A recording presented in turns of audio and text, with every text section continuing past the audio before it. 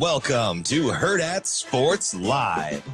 Obviously, today's a great day. We signed 10 new student athletes that are going to come join us.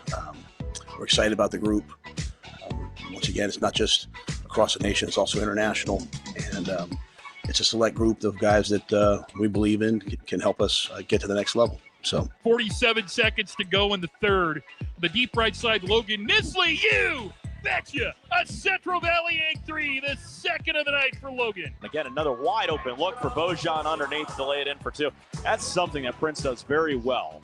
Good swing pass again to Prince. Makes her defender jump. Gave it off to Hargrove. Hargrove connects and one. Juana Neal.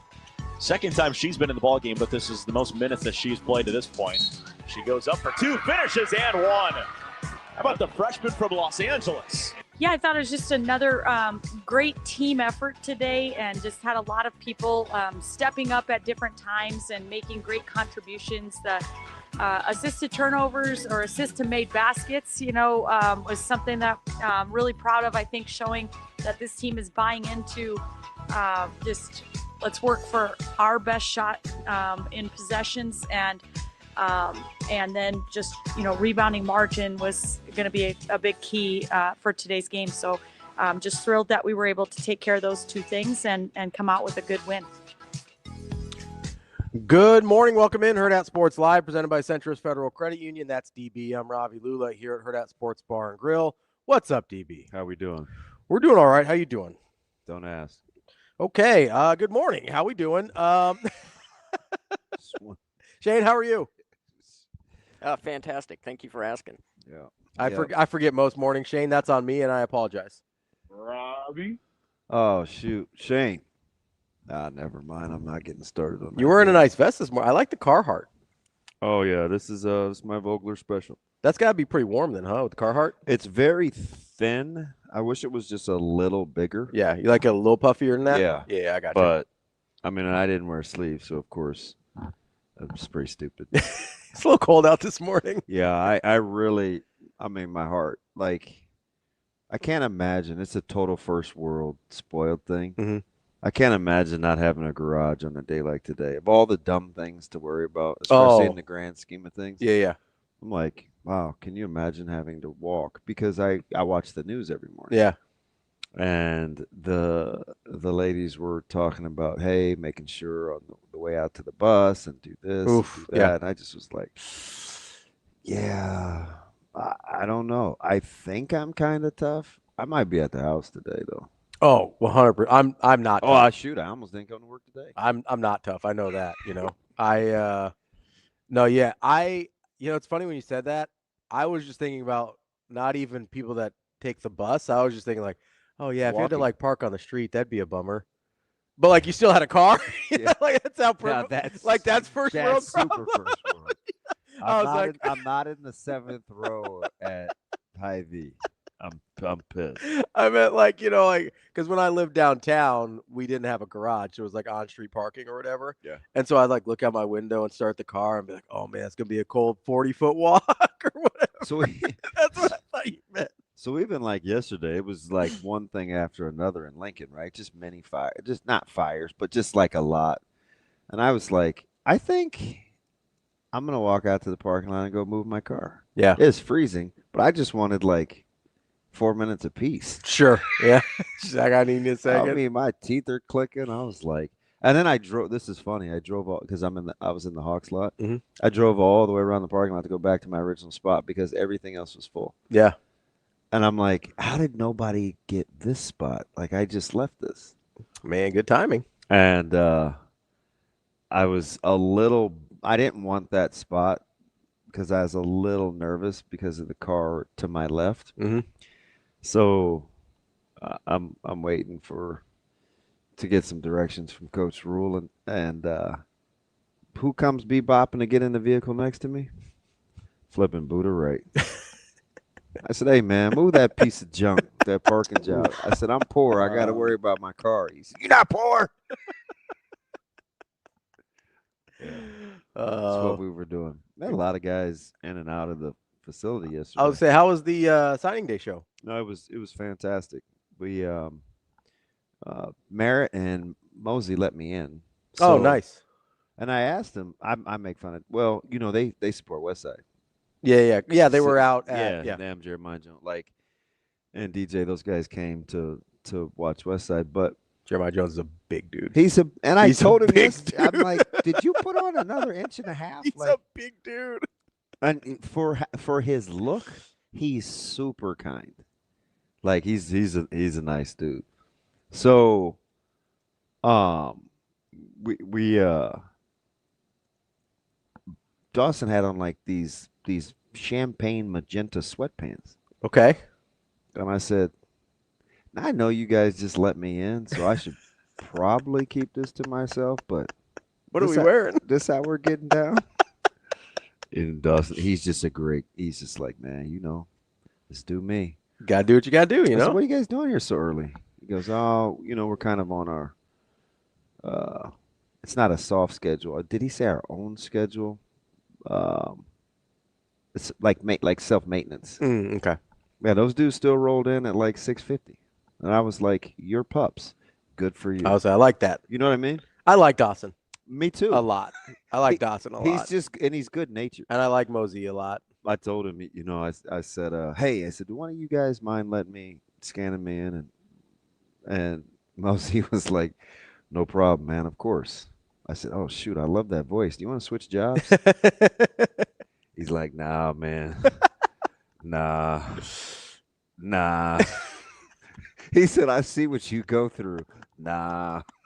I said, you're the one playing. He said, but I don't have to put myself out there. I was like, you gotta say nothing. Good point. Nah. That's kind of how he said it. That's kind of how he said it. How were the spirits of Coach Rhule yesterday? So he was super dialed. Yeah. And I think you could kind of tell. So we got him before the presser. Okay. That makes sense. So we didn't know. But the temperament, it was very business. I think whatever it is that they do, however they do it, they want to be efficient. Mm-hmm. You can tell he's constantly looking, he's trimming, you know what I mean? He's seeking. So they'll move quick, but he was good. I was blown away by Pat Stewart. Really? Yeah. Yeah. Go back and watch that. I mean, you clearly were working too. Yeah. But go back and watch the sit down with Pat Stewart. Just super impressive. Mm-hmm. Really bright. Can think on his. I said, hey, can we ask? Well, Keith, he's the gatekeeper, right? And so he gets a feel on what we want to talk about and what we want to ask. And he said, hey, we trust you guys. Just kind of ask whatever. And so it was just like a free conversation. And he's extremely bright. He got emotional on me, so of course I like him. Well, it's about his son. Sure. So I was like, oh. You're in. So I instinctively, I think I rubbed his back. Yeah. It's two grown-ups. It's like a comforting motion. We don't spend a lot of time together, but I could tell he was having a moment. Yeah. He got up and he left, and I looked at Alex and Jess and the crew, and I was like, should I have kept my hands to myself? Because he may think I'm weird. You know what I mean? It's just, you know what I mean? It's just like, it's whatever. But he's super smart. Mm-hmm. Just the finagling of the rosters and the movements and, the evals. It's a lot. It's interesting. This is a side tangent a little bit here, but that's all we have is side tangents. I think in general, even if people in the moment think it's weird, tend to appreciate signs of support or affection or friendly. Even if they're in the moment caught off guard. Yeah. I think I don't know that many people unless they just straight up hate you, right? Which you guys don't know each other, so probably not. Not yet, at least. 3 out of every 10. Have you done the math on it? I don't know, man. I think in general though, people appreciate oh, he's making a kind gesture here. Yeah. And it's just so I like the vibe. You could tell that it's pretty intentional, kind of who and how they went after it, and you heard a lot of the same things about the kids that were. It's recruited. Interesting, and I don't know. So I'm. This was my summation. I'm like, because of the smaller targets. Mm-hmm. I think the intimacy was greater. Like the relationship building? Yeah. Yeah. So that makes sense. I heard a lot of the same things. Just kind of pointed it out, she's like, well, you're going to hear that. I mean, they love Nebraska. They love their teammates. Or I like the cross recruiting too. Yeah. Like from the tight end room, like you were talking about Sorensen? Like it's just they get everybody involved in case things like Monday happen. Yeah. You know what I mean? Because then you don't have Danny Odom being like, hey, who's my DC? Yeah. He's like, I like Addison, and Coach Rhule's like, hey, you're playing for me. Yeah. Right? Yeah. And that's kind of the thing at the end of the day. Yeah. And although it did appear like Addison may be one of those made men. Yeah. Well, I mean, there's certain guys on the staff that you look at and you go, like, that guy is probably sticking around as long as he wants to because they have some super high level of proficiency at one thing or another. I think Addison's one of them. And a guy that actually – and Addison doesn't really get any hate. Like, I think we forget he's on the staff sometimes as, like, a fan base because he doesn't get talked about. One guy we don't forget about but gets a little bit more hate that I think is also kind of a made guy is E.J. Barthel. Yeah.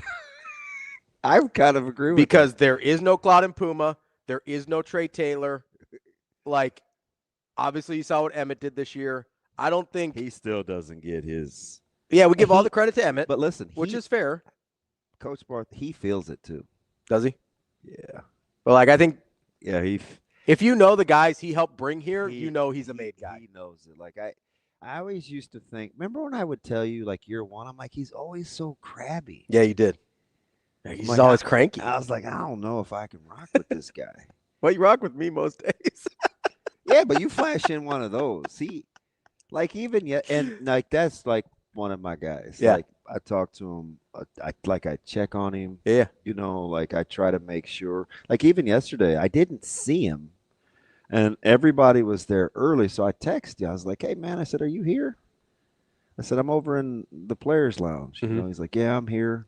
So I came out and gave him a hug. Like, he's like a, he's a Northeast guy, right? He's just like, yeah, they have a certain demeanor. Yeah, he minds his own business. Yeah. But I agree with you on that kind of deal. I think he's way more.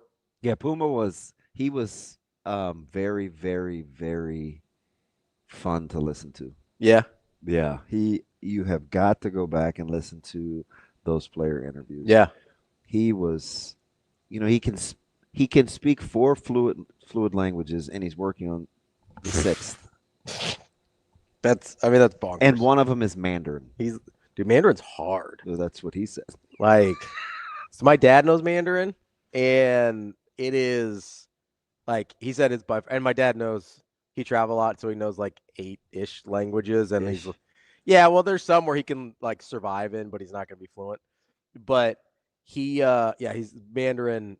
He said either Mandarin or Cantonese. I don't remember which one is by far the hardest one he's learned. Yeah. But if you're watching a movie and there's subtitles and it's in Mandarin, it's actually, for me, it's easiest to follow for a subtitle type of movie.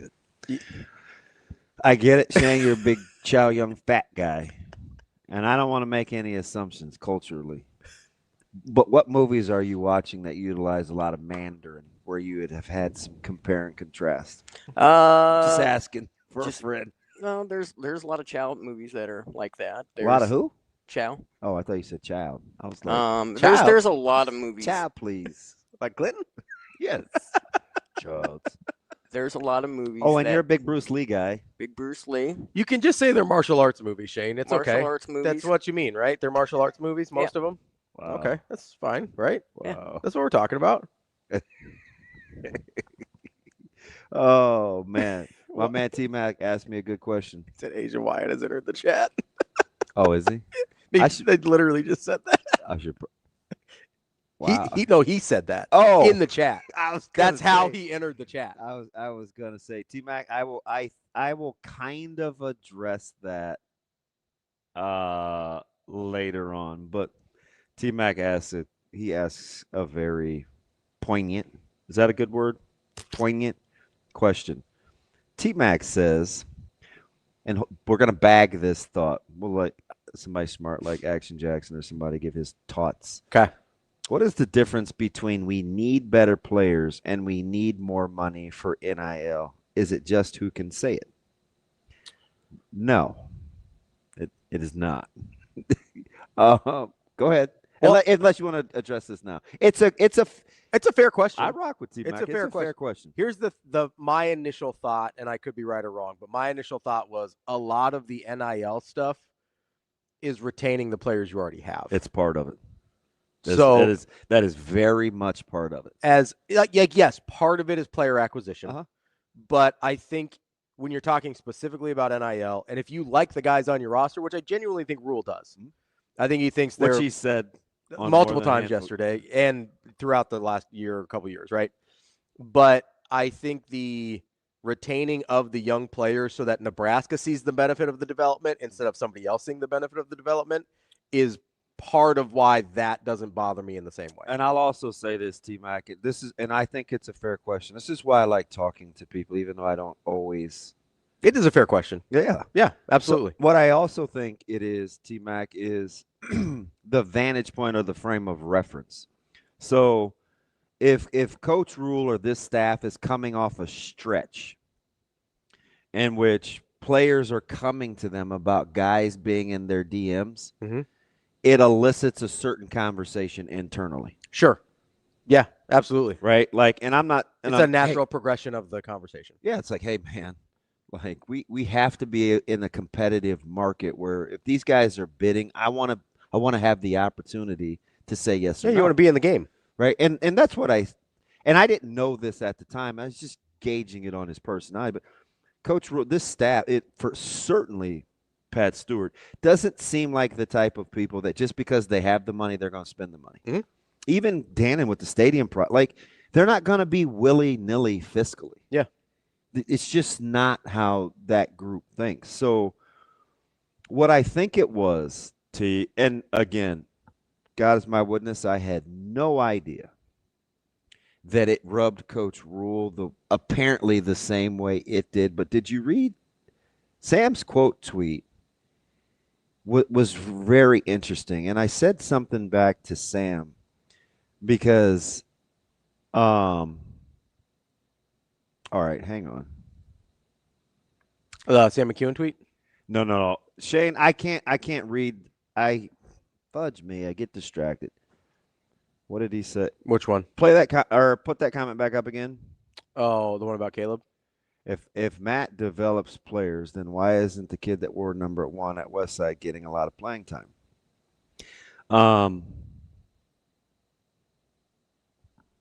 It's not a direct correlation. No. And the guy that was making those decisions also got fired. Yeah. I'm not trying to be a dick, but like the guy that was making those decisions got fired. Yeah, that's a weird connection, but it's fine. I mean, I think Tater Salad might be a little troll here. Oh yeah.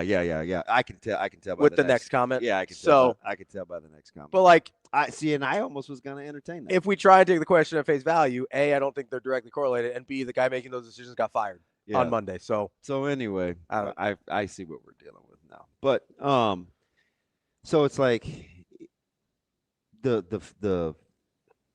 comment or comments or whatever. And I asked kind of off air, I was like, man, should I be mad about this? The like intimated versus straight out saying that like the John Butler types of players he needed, that whole thing. So this is how dumb I am. So when he first said it, after that press conference, like it bugged me a little bit. I was like, ooh, I don't know. But then I was like, that could just be me, right? Like that could just be how my prism, how I viewed it. So what did I do? To double down on if I was right or wrong or not. Okay. I pinned Sam down versus saying it or intimated it. Because if he didn't say it and I felt that way, then it would force me to look at me. And how you took it. Yeah. Yeah. But if he intimated it and I still felt like that and Sam said it, then I felt okay. Sure. And Sam could have said anything because I didn't know. Yeah, you didn't. But I used that answer to validate my own feelings on how what was said was said. Sure. Yeah, that makes sense. And apparently that didn't land well. I think there was – so if we want to get into kind of the difference between saying, hey, we need more NIL money and saying, hey, be really nice to have 320, 330-pound guys on the defensive line is it's also a 30,000-foot discussion versus a 1,000-foot discussion, right? Like John Butler is answering questions about a specific game and game plan coming up. Like he's answering questions about how to stop the run in season when you have teams that are going to try and run on you coming up. Yeah. I don't remember if it was before Penn State or before Iowa, but there was juice left in the season, right? And I also don't know, like, how much that was intimated in-house. Right.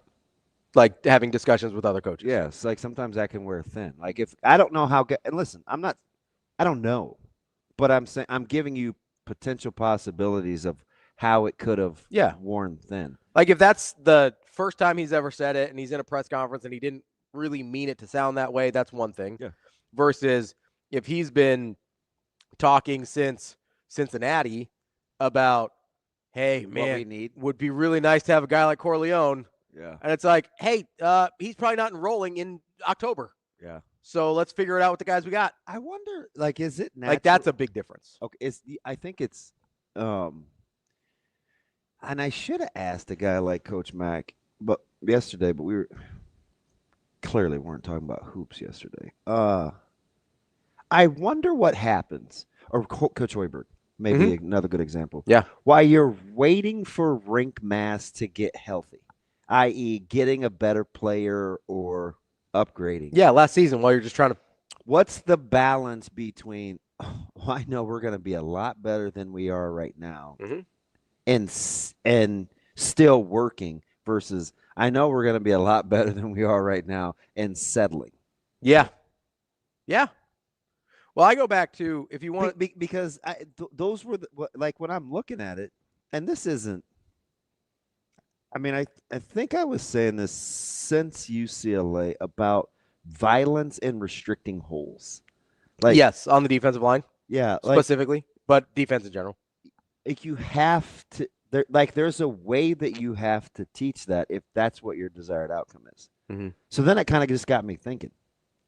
I'm like, well, maybe it's taught that way. Yeah, you know, which is why I enjoy the conversations with players, so I know how they think too, right? Because then we'll talk to one of those guys, MRI, this morning. It keeps me from even current like RVP. I was blown away by having the conversations with him about playing in a 2 versus a shade versus, sometimes he'd say, gosh, you know what? Sometimes I'm like, can I just get in a 1 versus being in the 2I? So when I feel it, it feels like this. Like he's evaluating full time, the real time, what it feels like in certain alignments. Can I ask something without making an assumption here? Sure. Does that sound like to you? Because as you're walking through that now, knowing what we know about how the season played out and how John Butler's time in Nebraska played out, to me, I hear that as I wish I was in a position where I didn't have to think as much. I won't make that leap. Okay. I don't know though. Okay. Because that's how it sounds to me. And is maybe he feels like he's processing. It's not like Nebraska's gonna make their guys available just because. Yeah, just because we want them. I get along with them. Yeah, but that would be a good question to ask. Like if that's what he meant by that. Because I don't know. Because there's certain times, like there's certain times where if you're in a position where you feel comfortable, everything sort of just feels natural. Yeah. And so you execute better because you aren't thinking about the thing you're supposed to be doing. The thing you're supposed to be doing on sort of like a cellular level.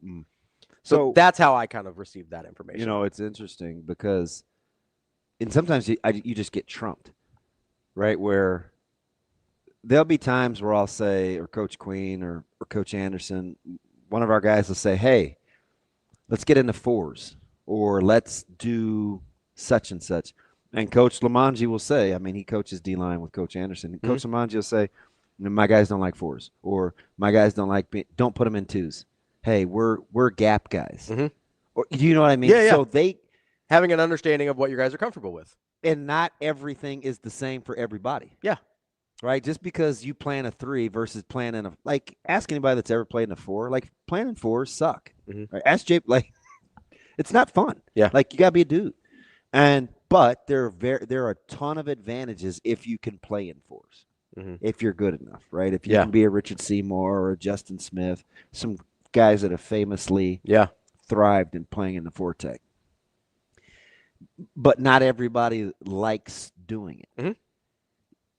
If you can get to a point as a player where you can say and articulate why you don't versus why you do and have those conversations, that's a starting point. Oh, so that gives you a shot. Yeah, that's why I was captivated talking to RVP. Like, if you know what makes I know it seemed dumb. It's like, okay, you're talking to a player for 15 minutes after a game in the lobby. Like, why are you enamored? At the time, I kind of just thought you were nerding out, if I was being honest. Well, because you get excited about stuff like that, you know? Like that, like, this dude said. Oh, real time. I mean, since you asked. Thought you were nerding out. I mean, there's stuff I'll like nerd out about that I know nobody else cares about. Like, you know what I mean? But I mean, sure, I was probably nerding out, but that's what I thought you were so excited about. Yeah, well, it's just cool. If I was his coach, you'd be really encouraged by that. I'd be really encouraged because he could give me that feedback. Yeah, right. Because then you have a shot of putting him in a position to be successful. Yeah, because he knows. And then I wouldn't need Coach Lamanji over the headsets to say, "Hey, man, my guys don't like."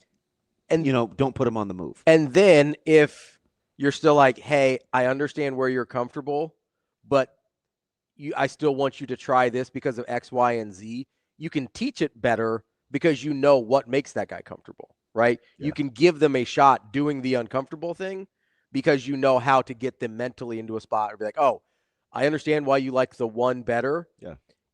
I want you to try this 2 or 2 shade, think of it this way, and it'll feel more like the one as you're playing it. Yeah, I want to be able to ask like Donnie or Donovan Jones. I'm like, DJ, hey, when you see crack replace or you're the force guy, what have you been learning all year?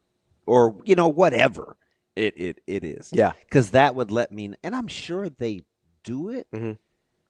But if it's something that's repetitive and you don't like the way it works, back to T-Mac's question, I think you have to sometimes you have to ask yourself, and smart guys struggle with this. I've said this for years, and I got this from being around Coach Callahan. And then I pit it against other smart people that kind of have tunnel vision here. A lot of higher level thinkers almost never ask why.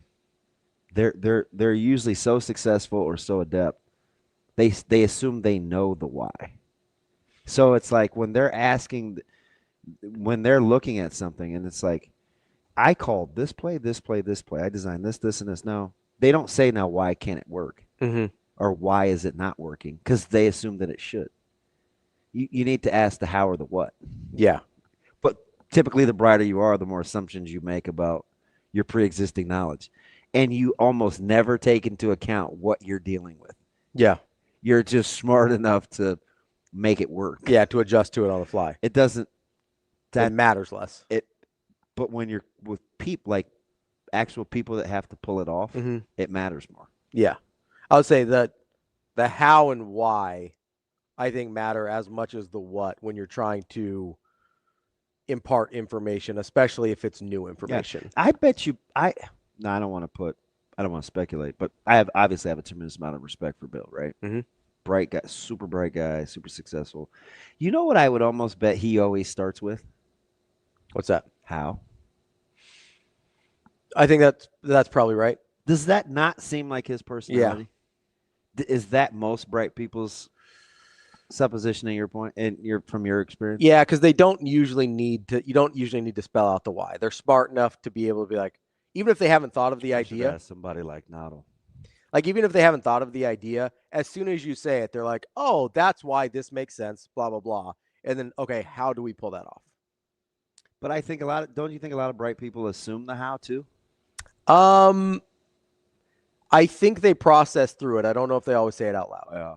So that's where this staff is. Because the how matters. And those questions are exactly where this staff is. And I don't think the how's as automatic as the why for bright people. And will it be a collaborative effort or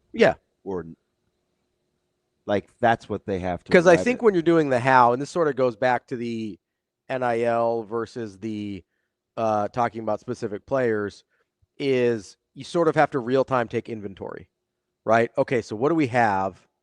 How can we get this done with those guys versus, or how do we get this done with the resources we have, or how do we get this done within the framework of the coaching staff we currently have? Whereas the other is, well, I don't have this, so I can't accomplish that. Yeah, so there's a lot in there because I think it boils down to a lot of it is who's good at development and who isn't. Sure. So, like if we use the elephant in the room, like in Iowa, or who else do we like to use against Nebraska? Minnesota, used to be Wisconsin, Northwestern. Let's just use Iowa because they win more games than everybody else. Minnesota. Yeah.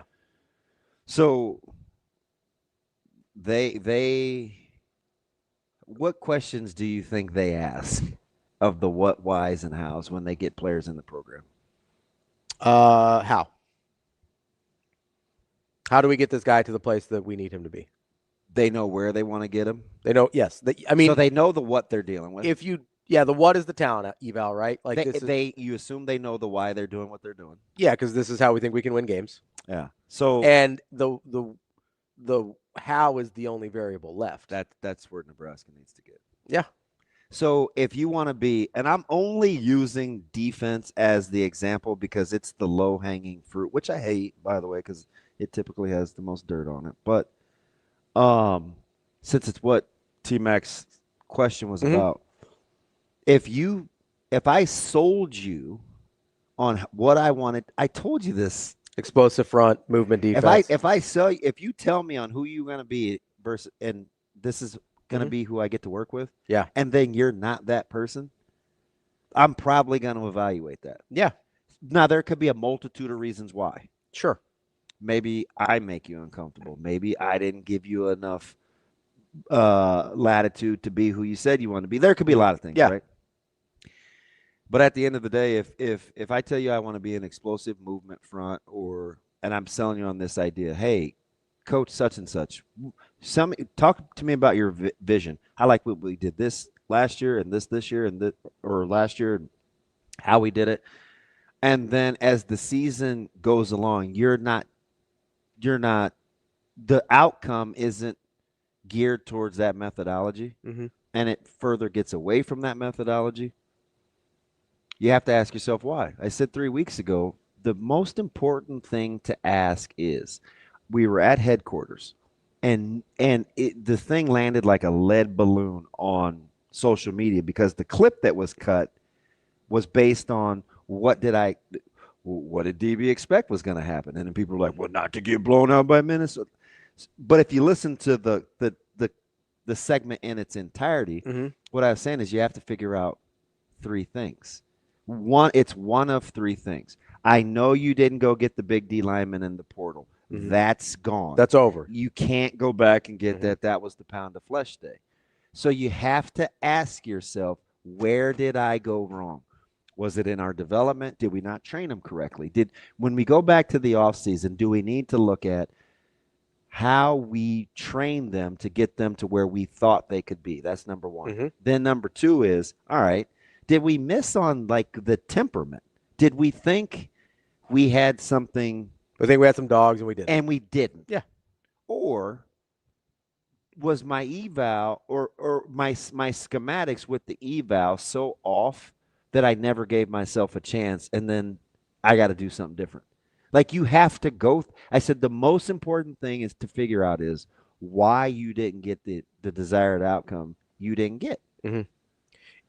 Smart people sometimes, when they've been successful, are very reluctant to say why, because that means immediate ownership on having to reevaluate.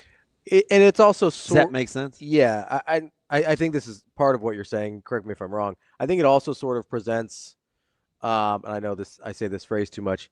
If it doesn't work for the first time in their lives, it sort of presents like an existential crisis about who they are as a coach. Or it can, right? If you don't have the track record of, oh, I can pivot to this, or oh, I can do that. Like if that's or security or conviction or fortitude. Yeah. I feel like it could be sort of a crisis of confidence moment as well. So to your point, do you know why I rock with? And I get the stats. This is a personal choice I'm making, but I do feel like it has tangible evidence. Do you know why I rock with Coach Rhule? What's that? Because his resolve and his methodology, it's something that he is so passionate about that he can teach, and it yields results. It clearly isn't popular. Yeah. So, okay, go back. Like, it's clearly not popular, but he knows what he's looking for. I told you quietly, he's a fantastic recruiter. I'll say he's built a ton of young depth in that room. I watched him with Sanders Jr. I told the story, and I was floored, and it was so weird. Ravi, I'm not kidding you. All these other things are going on around the room. Coach Rhule has got the Sanders family, and he's sitting against the wall, and his wife and kids are entertaining Zoe and Jay, and they're doing their thing. And I, like low key, like this creeper, man, I just sat down, and I sat on the couch, and I'm watching, and I'm listening. And after 45 minutes of me sitting right where I'm sitting, probably drooling, I don't know what I'm doing, right? Yeah. It's middle of the day. He's trying to go mind his own business. I walk over to him, and I go, man. I go, I said, is that kind of, they spit it out, D-baby. Is that kind of just who you are? Like, is that kind of what you do? And it's like, yeah, man. Like, what you see is what. And then we just started talking. Then I text Dom. I was like, man, there's a lot in there from Donnie, right? And so I pit it against, like, when those guys wanted to first relieve him when they got here from Carolina. They couldn't with his conviction and his resolve. People think it was because they spoke the same language in terms of technique. Part of it is just mental fortitude. Because he kept showing up to work. Mental fortitude. What he said that he said he was the only guy that kept showing up to work. There's a guy that I'm not. I wish one other guy would have done that too, and he would still probably be on staff. Yep. But anyway, so you said, before we move on from Donnie, you said something there that I think might apply to the Butler situation as well. He said, what does he know that he knows he can teach? So here's my question about the explosive movement front. Maybe in theory, Butler or whoever else is looking at the guys they have and they go, oh, I've seen it work this way with these body types before, but it's outside of his sort of main area of expertise. Again, he's a D-backs coach, not a D-line coach. Maybe it's not something Terry Braden's done before. And he looks at it, it's like, oh, theoretically, with those bodies, this can work. But maybe it's not the thing that he teaches well. Yeah, go back and listen to. I'll rock with that. I mean, maybe. Because go back and listen to Kyle, his sit down with Donnie when he's talking about Waterman, Ainsworth, and Puma. Yeah, checks all the boxes, right? Can do this, and this, and then now we get to, like, it was very, very, very specific. Yeah, in terms of, and listen, he's got a couple of natural tackles, which it has been rare. Sure. Right? Natural young tackles. And even a guy like Sorensen, who I think is probably what I would, the quote-unquote sleeper. Although Jace Reynolds is going to be in that discussion too. But with a small number, it's like, well, you can't really do the rankings. And yeah, it's like it's hard to do a Super Six when there's 10 commits. But I do think Sorensen and Jace Reynolds are very, very, very, very, very underappreciated. Sure. I just remember the messages after Friday Night Lights about Jace Reynolds. Yeah. Right. And it was almost like I was the ding dong that didn't let everybody know. And I was like, I told this guy's athletic. Freeze is like who he was playing with kind of matters too, but he's better in person than when you watch him on film. Yeah. They offered immediately. Yeah. Right? Just the ability to play at 45s. And so I think I say all this to say, man, with this class, and we'll break down some of the snippets from the press conference yesterday. You know, the evaluation process is top to bottom, right? Mm-hmm. Coach Dannon and Coach Stewart can invest in Coach Rhule and say, hey, listen, this is what we'd like to see differently. Coach Rhule can look at Coach Rhule and say, this is what I need to do differently. Coach Rhule can look at his staff and say, this is what I should demand and have done differently. Like, it's all part of the process. And the sit down, he just mapped out, you know, wanting to have patience. And I get it. The timeline is off and people get upset. And, you know, the low-hanging fruit are guys – I'm not gonna characterize like the quick. I'm not gonna hand slap the. I'm gonna move on. The timeline in which he has to do it, he has to show some resolve, regardless of what people are saying. Mm-hmm. So I mean, that's where he's gonna have to. That's where he's gonna have to bow his neck and buck up a little bit, because. I mean, if you love the job, and I think he does, it's going to take a certain amount of resolve while you balance talent, finding super talented, super motivated, competitive, mm-hmm. gifted guys. Yeah. Everybody wants those guys. Yeah, those are the guys everyone wants. And if you can't get them while you're waiting for the cavalry to arrive, what are you doing? And I asked Coach Stewart, or Pat Stewart, and I asked Coach Rhule, of all the evals, what's the one characteristic? What's the one characteristic if you knew you were going to bat 1,000 mm-hmm. on every eval? You knew you were going to bat 1,000. What is it?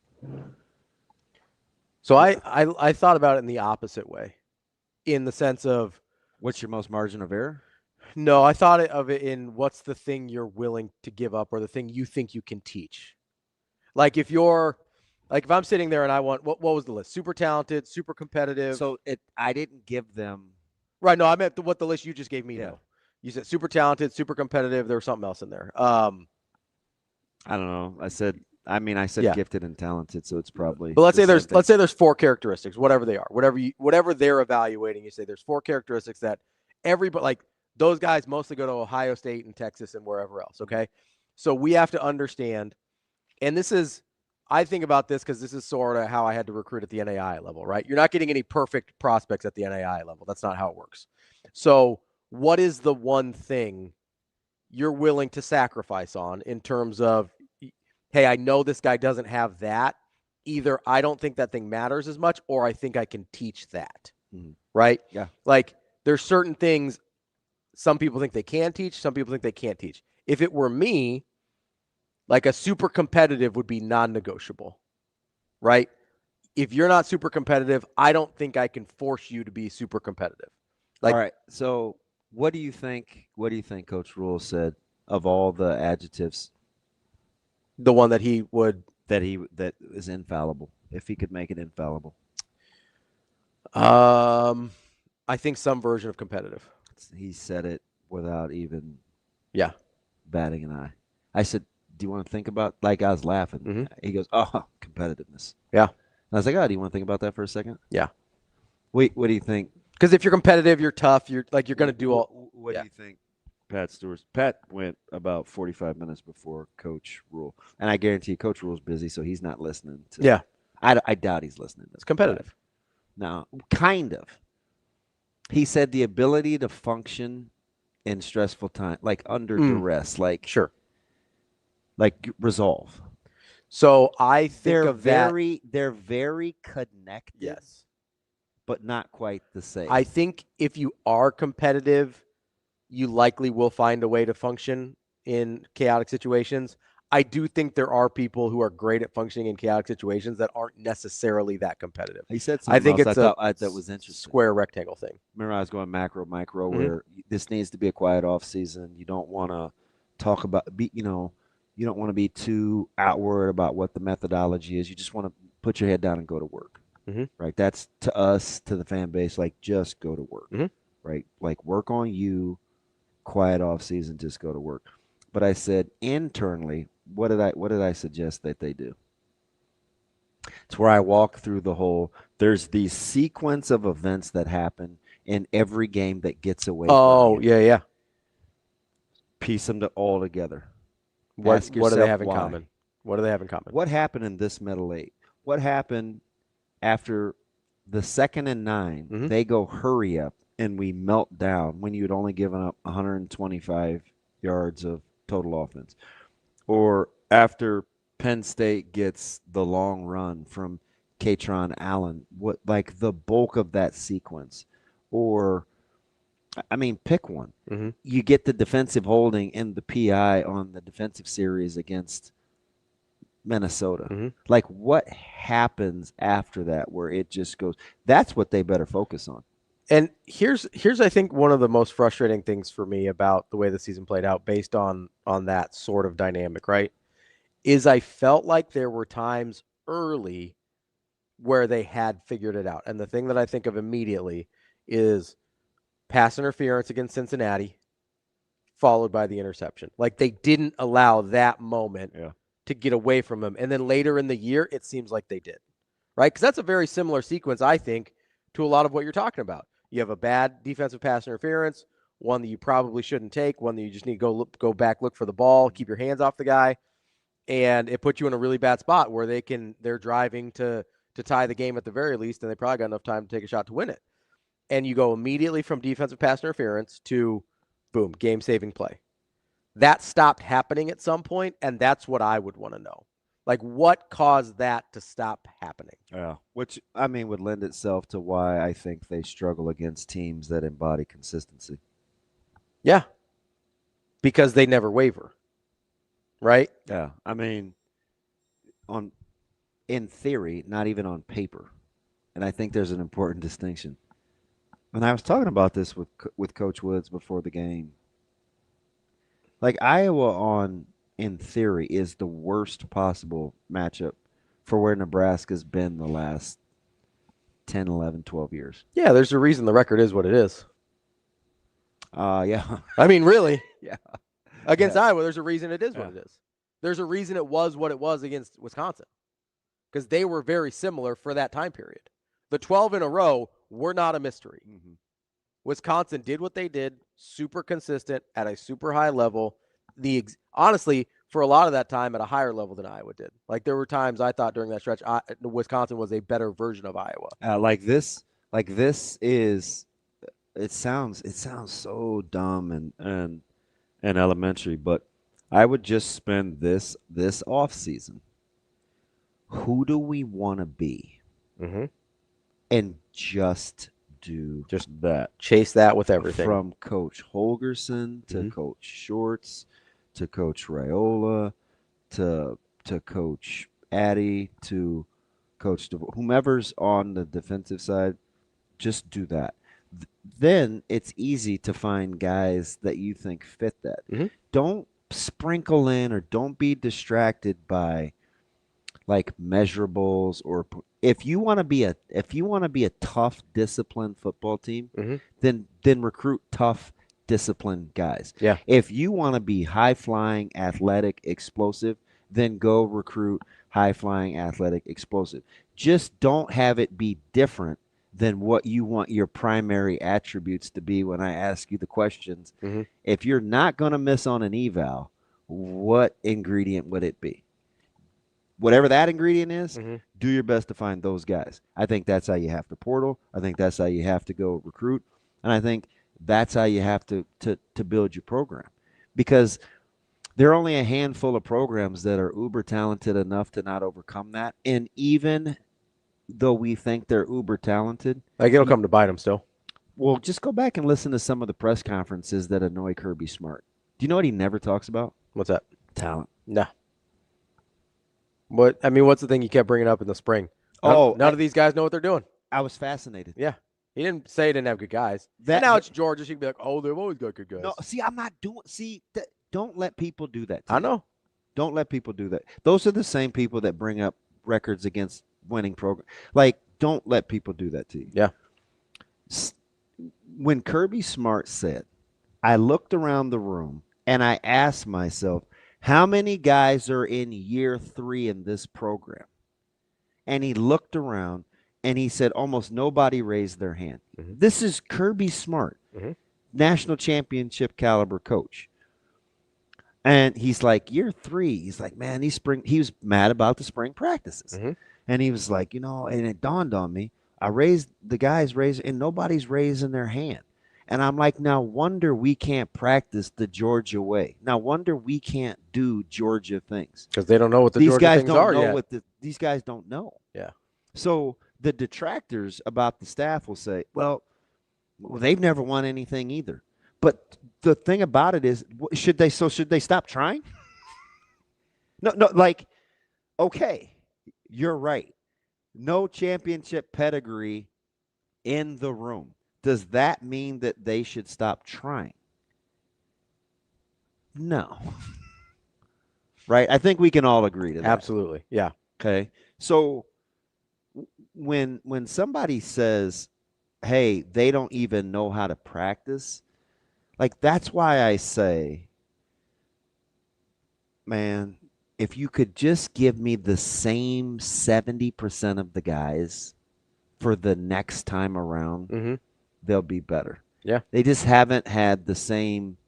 Now, again, the year 4, depending on the core that comes back. Yeah. Now, my criteria is going to change. Yeah, you got a shot. Not my. Well, with the 70% of guys coming back. Yeah. See, I didn't think Winery was going to. I have to be honest, right? I can't. We thought Winery was more of a project. Yeah, I can't do it both ways. Yeah. Right? So I can't. Which is why I say what I say. Yeah. I said Winery came around a little faster than I thought. If you would have asked me in the spring, I didn't think he'd be playing early. Yeah. So I'm willing to say, well, DB, you can't evaluate. Okay, then I missed. Or if I say, man, if I'm not lockstep with you on Keona Davis, even though I think Keona Davis is a really good player, I didn't expect them to be plug and play guys. Yeah. I did see the talent, though. Sure. Like, I probably think more of RVP than anybody on the planet other than Todd and his wife. Yeah. Like, I know Van Poppel's capable. Why do I think Van Poppel's capable? Because I listen to people bitch and moan about Ty Robinson for 4 years. Right? I sat down with a coach who at the Power 4 level in our living room, and I talked about our Ty Robinson playing trap against Oklahoma in Norman and at Colorado versus what he was doing against Iowa. Like, I did that, right? So I know playing year 6 Ty is different than year 3 or 4 Ty, which is why I'm not throwing the baby out with the bathwater with RVP. Yeah. I'm just not. It's a big boy league. Now, that doesn't mean you can't lay it on the line every single time you're playing, regardless of whether you're a finished product or not. That's the culture part. Yeah. That's the part I think that I'm frustrated with. Well, that's the part. That's why I use Iowa when people get mad. I want what they're doing, but so does the staff. Their job is figure out where the miss is. Figure out where's the disconnect. Where's the disconnect? Yeah. Do that. Yeah. And the rest will take care of itself. Just do that. Let's take a quick break here. We're going to talk to Michael ROSE-IVEY here in just a few minutes. I want to ask him about the Iowa game, I guess, still. Haven't talked to him about that yet. And he's been pretty vocal on Twitter about some MRI, about some potential defensive coordinator candidates. So I want to talk to him about that as well. That's DB. I'm Ravi Lulla. It's Hurrdat Sports Live. We'll be right back.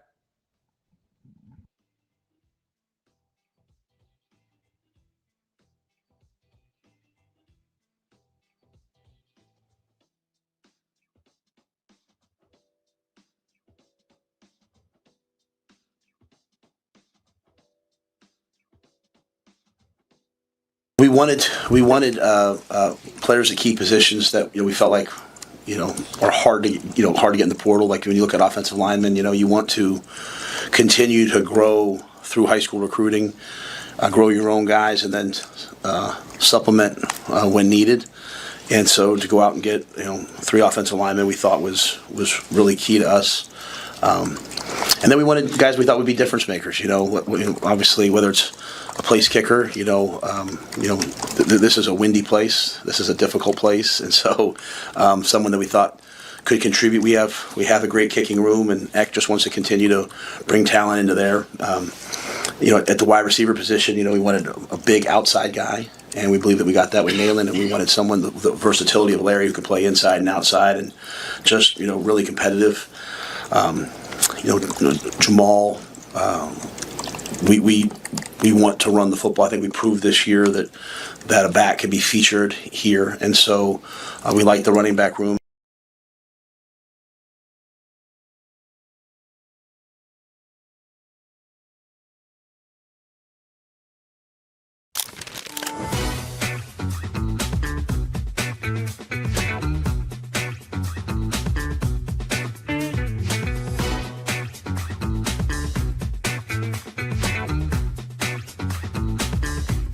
Nebraska leads the nation in All-Americans in volleyball of all time. Can you tell me what number that is? I'm going to go with 60. 60? You want a hint? That's a pure guess. 107. Is it in the 20s? It's in the triple digits. Oh. Huh? Who was our All-American from last year's team that graduated? Extra hint. Lexi Rodriguez. It was Lexi Rodriguez. Good job. You got that one. Good job.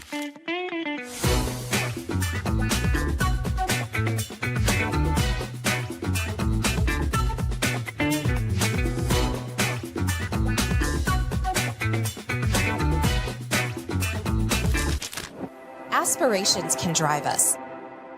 Sometimes a simple gesture is what fuels the pursuit of a dream. When it's time to make your dream a reality, we are here to help.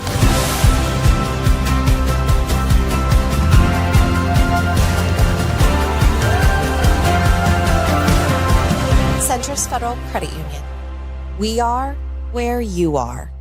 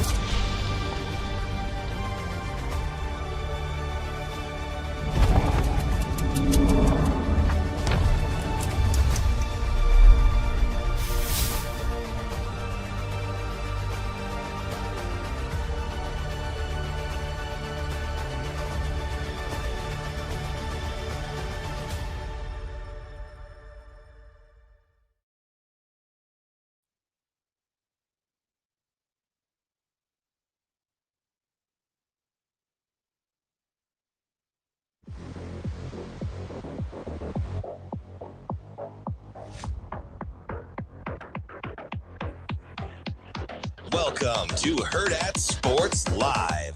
I'll take this time to kind of evaluate everything.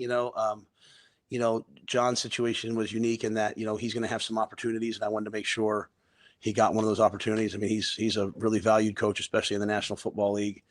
But I don't have anything in my mind right now. Hey, this is going to happen. So I just think you go through this time. Normally, I don't make things that quickly, but I felt like it was best, and so I did it then to be fair to him, to be fair to the recruits. But I don't anticipate anything right now, but I will continue to really look at everything.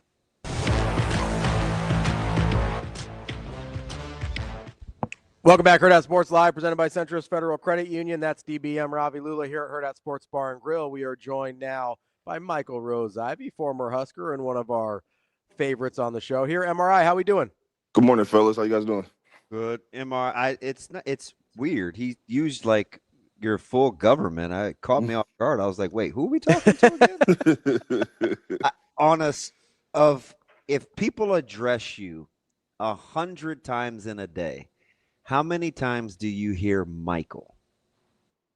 Not too often. Not too often. I'll tell you, I give. But it more have to Mike. come from in your household. No. My wife. My wife. If my wife calls me Michael, I know it's about to go down. Well, that's why I asked. Yeah. Do you go by Mike? You don't strike me as a Mike. I mean, I go by whatever anybody calls me for. I was never one of those like you gotta call me this, call me that. I mean, people have their preferences. So I mean, I get a mixture of Mike, Michael, ROSE-IVEY, Ivy. Just kind of a little bit of mixture of that. Hey, do you care about the hyphenated last name? It used to really bother me yeah, initially. Yeah, it used to really bother me initially. It was like two things because people would either just call me Ivy or just obviously call me Rose, but then with the spelling they would always spell it IVY, so there's things like that. So it's a complicated life having two last names. Hey, listen, do you know why I asked? I'm so weird and wanting to understand why people do what they do, but the biggest fight I ever saw, and it ultimately was the undoing, in my opinion, for Kerry Collins down in Carolina. We had an offensive lineman, Norberto Garrido, from SC that was playing offensive line for us, and in training camp, kind of getting after him about the hyphenated last name. And as God is my witness, man, the next thing you know, the very next morning, our starting franchise quarterback is warming up with sunglasses on because his eyes swole shut. Listen, I was mortified. I'm this little fat scrub, right? I signed a free agent deal. I'm like, oh my God. This is the NFL. He said any given Sunday was real. Hey, I was like, oh boy, you better get your butt in gear, DB. I mean, if you represent both sides of the family, you might as well make sure people I know. always wonder about the hyphenated last name. I was like, I wonder, man. Anyway, and I look at Justin Evans, and it gives me goosebumps because I was like, well, he's just now Justin Evans, and right. I dare somebody to say something to that dude. Like, right. No, you will get it. That's one I have never messed up. I tell you that.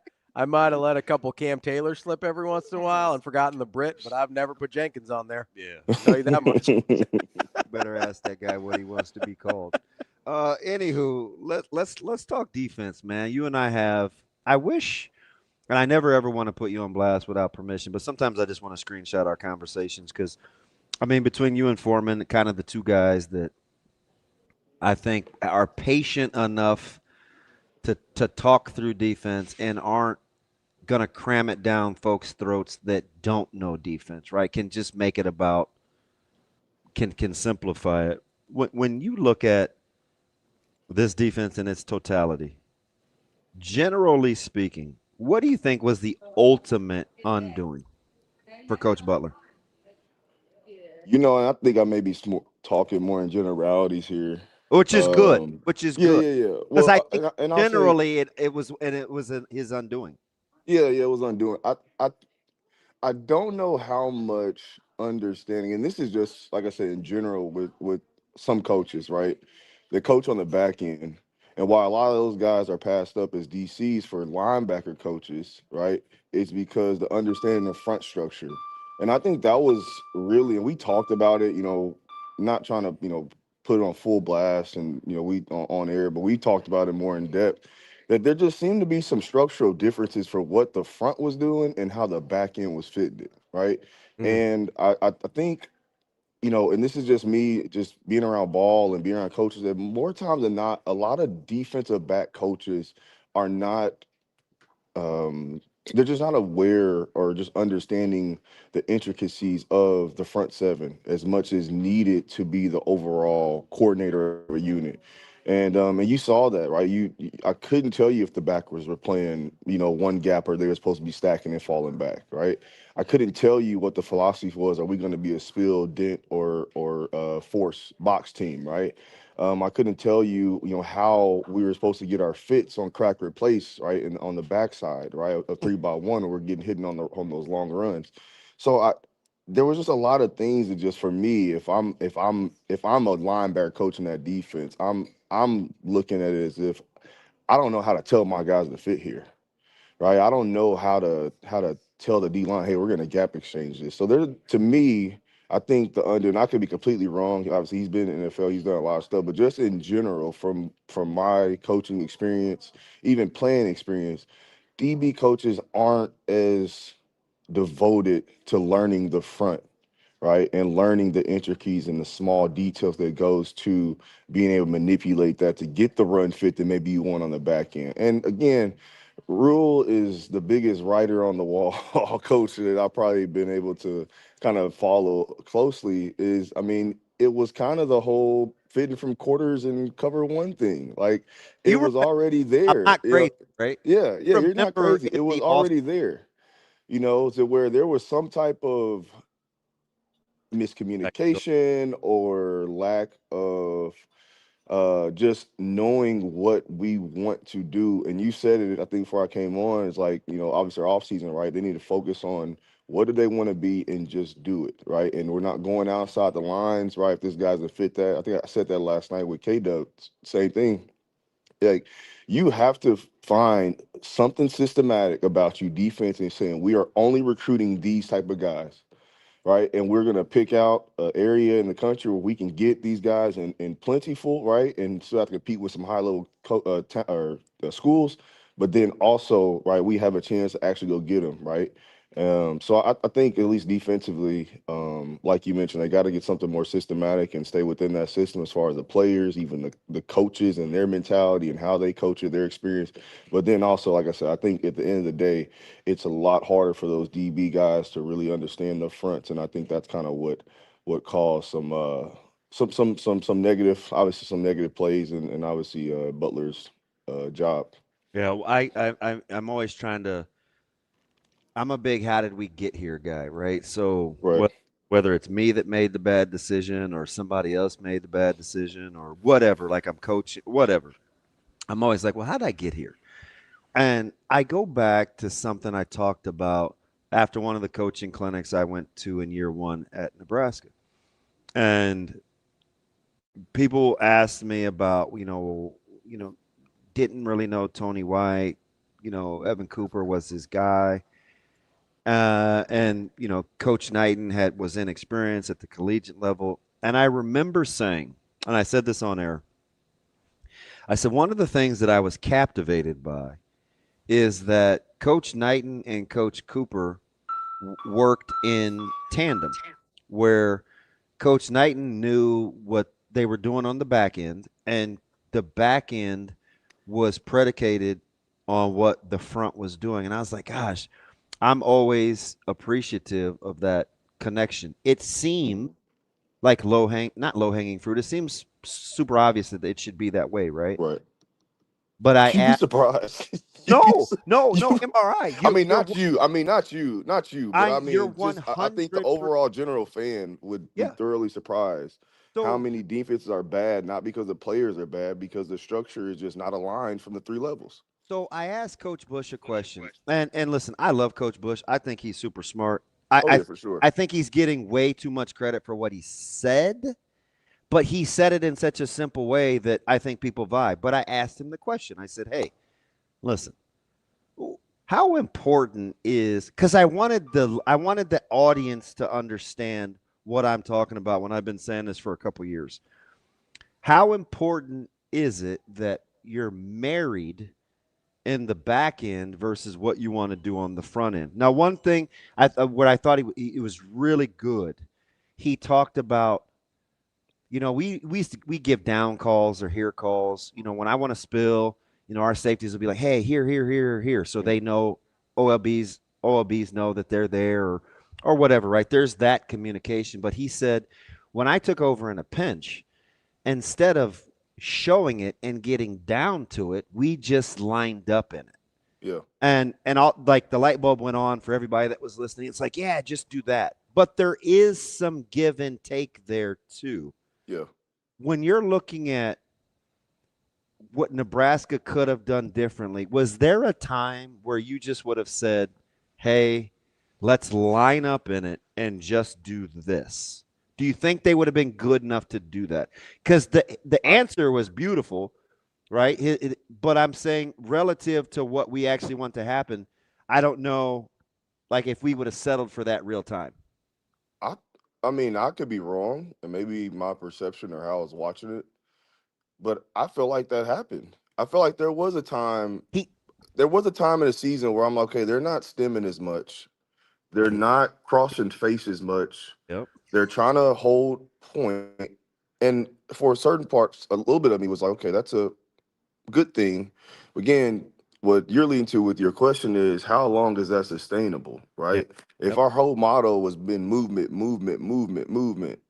doing all this stuff from basically from the spring up into I would say about maybe mid-October was kind of when I saw the shift, right, in the kind of mentality of the play calls and just what they were doing. Yeah, I think there was a shift, and I think they tried to play more up front. I mean, you compare games, last 2 or 3 games and what they did early in the year. Things were a little bit more competitive, but I mean, death by 1,000 cuts. At some point, you're gonna give up, the big one, right? And they did that quite often. And I go back to that's why I'm a big lover of I love the Saban system, even Bo's system. I tell people all the time, Bo's system open close middle field thing. But not even that, but just the marrying of our safeties had to know how that end was fitting. Like our safety, our corner and safety, the communication there, like there was an understanding of them being that you are a run fitter, right? Do you remember the first question I asked you early in the season, Amar? I hate to cut you off, but I'm gonna let you elaborate on your answer. I said, do you get the sense that the calls are site-based on whether they want to box or spill real time, and are they good enough to pull it off? Do you remember that? Yeah, I remember that. That was early. Mm-hmm. And I was like, do you think they're adjusting on the fly? Yeah. No, I think again, when you have those systems, and look, there's a lot of front end work that goes into those type of systems where you got to teach. You got to have guys that are teachers, right? And even still, when you think about the type of, I'll go back to Bo just in general. Think about the type of safeties you got, right? Corey Cooper, fitter, right? Yep. Harvey Jackson, fitter. Name some other guys. The Asante, fitter. Who's the twins? PJ Bullock. Smith, fitter. Not Bullock. We had 2 twin. I forget their names, man. But all of them were about in that range of 5'11", 6 foot, 6'1", right? Had a little frame on them. And when we called bracket or we called quarters and that tight end block down, those guys were able to come down and fit more times than not. And was he not the biggest bracket? He would was the base, and then we wouldn't even look to the sideline, right? We just wave y'all. We know you about to call 4 bracket. It's like, we know what you're about to call. But I just think again, it would be nice for them to get to a systematic approach. These are the type of guys we want here. If we get a freak that wants to come here and wants to be part of what we're doing, hey, we're going to pursue it. But I think there has to be less chase and cat and mouse with recruiting, and they got to just go get their guys. I'm not worried about the recruiting service. I'm not necessarily worried about what school he came from. Like you guys are saying, the number one trait you need to find, especially nowadays with these young people, is competitiveness. And I think Rhule's answer, like you said, was great too, is guys that know how to fight through adversity. And I believe I agree with you, Ravi, that most guys that know how to fight through adversity are probably pretty dang competitive. So they have to get that part aligned, right, and get to that cycle. Like again, if anybody follows me, like call me a fanboy, whatever. I love the psychology of the Saban Lanning smart, because the thing is, again, we talk about, like you said, I don't ever want to give the cop have the best players. Well, if you go and put a microscope underneath their program, and I've looked at everywhere I can to just my own self want to be a head coach again, program building, things like that. The psychological levels they go to with their players, for one, to build trust and connection, right? They're guys that if they trust you, they love you, they think you're going to do anything for them, they're going to run through a brick wall for you on the field. But 2, giving them tools of leadership, and then also understanding how I can put my leaders in best position and my guys are at that next level, right, that need to be leaders in the future, right, or in certain groups, right, how can I get them to that point? And I think that's just as much, at least what I am as a coach now, into more than X's and O's, is how do I build relationships to get a kid to do anything I say, right, and lead him in the right direction. And I think that's got to be just as big as a focus. I think about T. Knight, and I go back to, think about now with that D line room, that's a big personality you miss, right? That's a big personality in that room that can control guys that are now managing, $200,000-$300,000, right? You know what I mean? That's a big personality, a guy that played in the league, so instant credit there, right? Not saying Braden doesn't have that credit because he coached in the league, but when you played it and you coached it, it's hard not to, right? Hard not to pay attention in meetings, okay? And so I think I agree with what you said. I think White and Knighton had more of a connection as far as the front and the back end working. And you got to think too. Again, I said this last night. I don't know how much of this was actually Butler's defense or just, hey, Rhule saying we want to just continue what we've been doing and let's see if we can get through it. And this is the thing. I think Butler doesn't get fired if there wasn't a change of mentality in the way he may have went about his approach. Because I don't think you can put them to the burner as much as say, hey, this is your system, this is your scheme, this is on you. And more so, I think Rhule had to see something in the day-to-day that said, all right, I can hang my hat on this. Yeah, and I think that's ultimately what it was. That's the first thing I messaged you. I was like, I want to hear the audio. Once the quotes start dropping on I was like, I want to hear the audio. And I heard the audio. I was like, oh yeah, this makes sense. And everyone's in the uproar that, a coach should never, or people were mad that Rhule said that, don't tell me that players are. I'm like, guys, that is so surface level of what he's saying. That is so surface level. And we took the bait. A lot of people took the bait on it. So the thing that bugs me the most is we decide what to do with the information, whether we like somebody or not. Right. Like that. Like we got to get past that. Mm-hmm. Like what are they really saying? You know what I mean? Yeah. But here's the other thing. And this isn't time to lament about what they don't have because they can't go back and get it. Yep. But what I will say, to your point about how we kind of miss or we don't value the sinking, I've never seen a D-line presentation than a secondary presentation in a coach's clinic, and those two guys stay for each other's clinic. Yeah. Year one, Coop came with T. Knighton. Knighton stayed for Coop. Now, there's other good coaches and other people do it. Hear my heart. It's not about Knighton and it's not about Cooper specifically. It is about guys that have worked together long enough or done it or trust each other enough that whatever the system is, because we didn't love it all the time. Right? We get off the field on third down or, tighten up on third down or you can't keep giving up third. So we were bitching and moaning for 2 or 3 years, right? So it wasn't all rainbows and butterflies. My point is whatever you do, just be married to it so you can all be right or wrong together. Like that's because it allows you to hang in there because you know what you're supposed to fall back on, even if it's going crappy, right? Yeah. Like even if MacArthur or Patton, even if this was the strategy and we appear to be getting our wall appears to be getting pushed back, I know what I'm supposed to do, so I'm going to hang in there. That's where I think it bubbles over and they go wrong. Whatever you do from a defensive coordinator, an offensive coordinator, or whatever standpoint, it has to be married amongst the position guys so they know what to fall back on.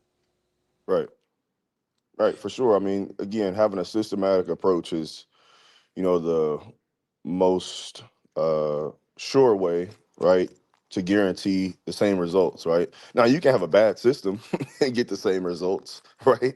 And that doesn't mean just because you have a system, right, that it's guaranteed to have good results. So, again, they have to figure out, for one, what are the type of personalities we want to fill the locker room with, right? The competitive spirit, toughness, mental, physically, those type of things. But then what's the skill set? And again, you guys had a great segment before I got on. Like, what can we go without, right?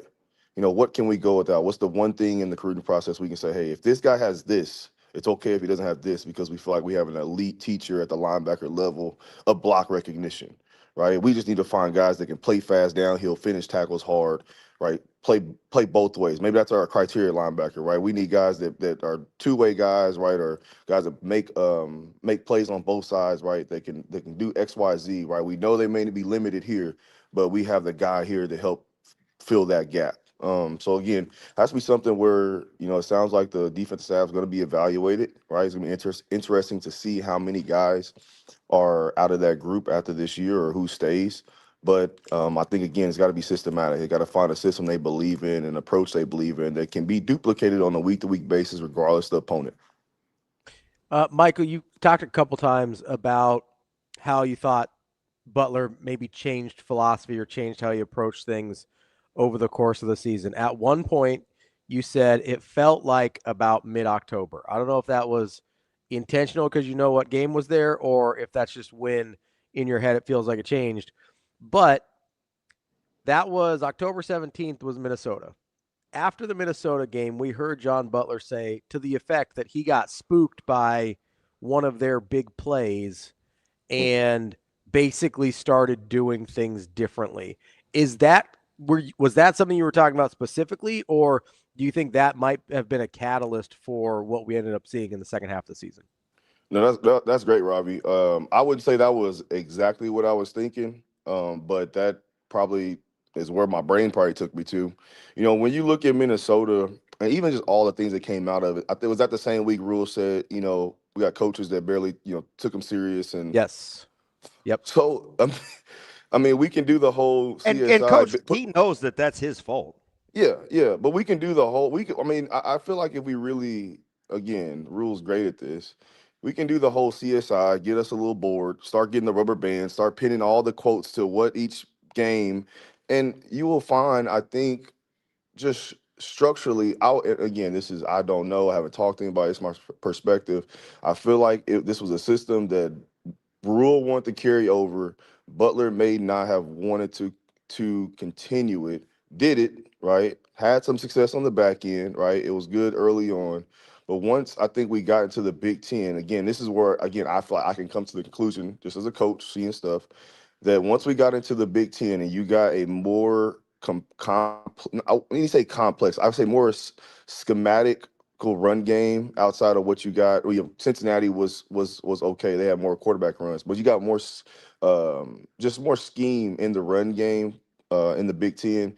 I felt like Butler, just think he wasn't able to grasp fully what they were doing in real speed while also trying to coach up guys, while also trying to develop guys up front, also trying to find new guys to play up there.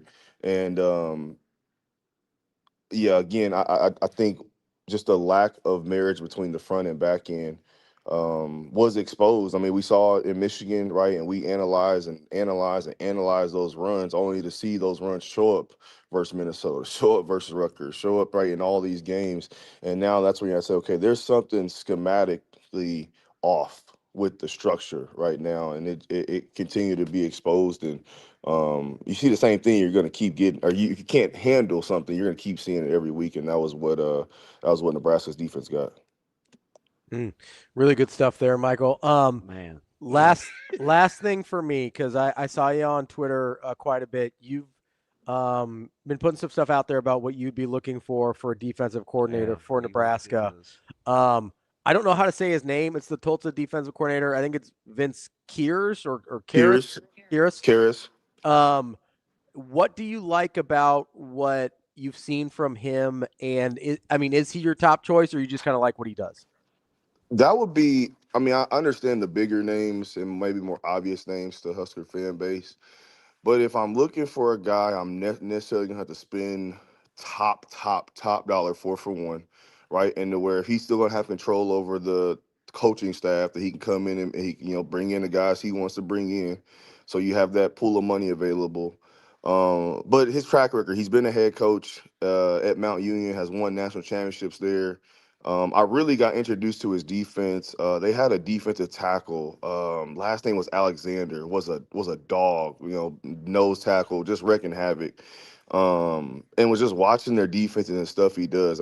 He's been in the top I mean, he's been the defense coordinator 3 years there, but I think he's been the top 5 in defense or top 10 in defense at Toledo, I believe, every single year.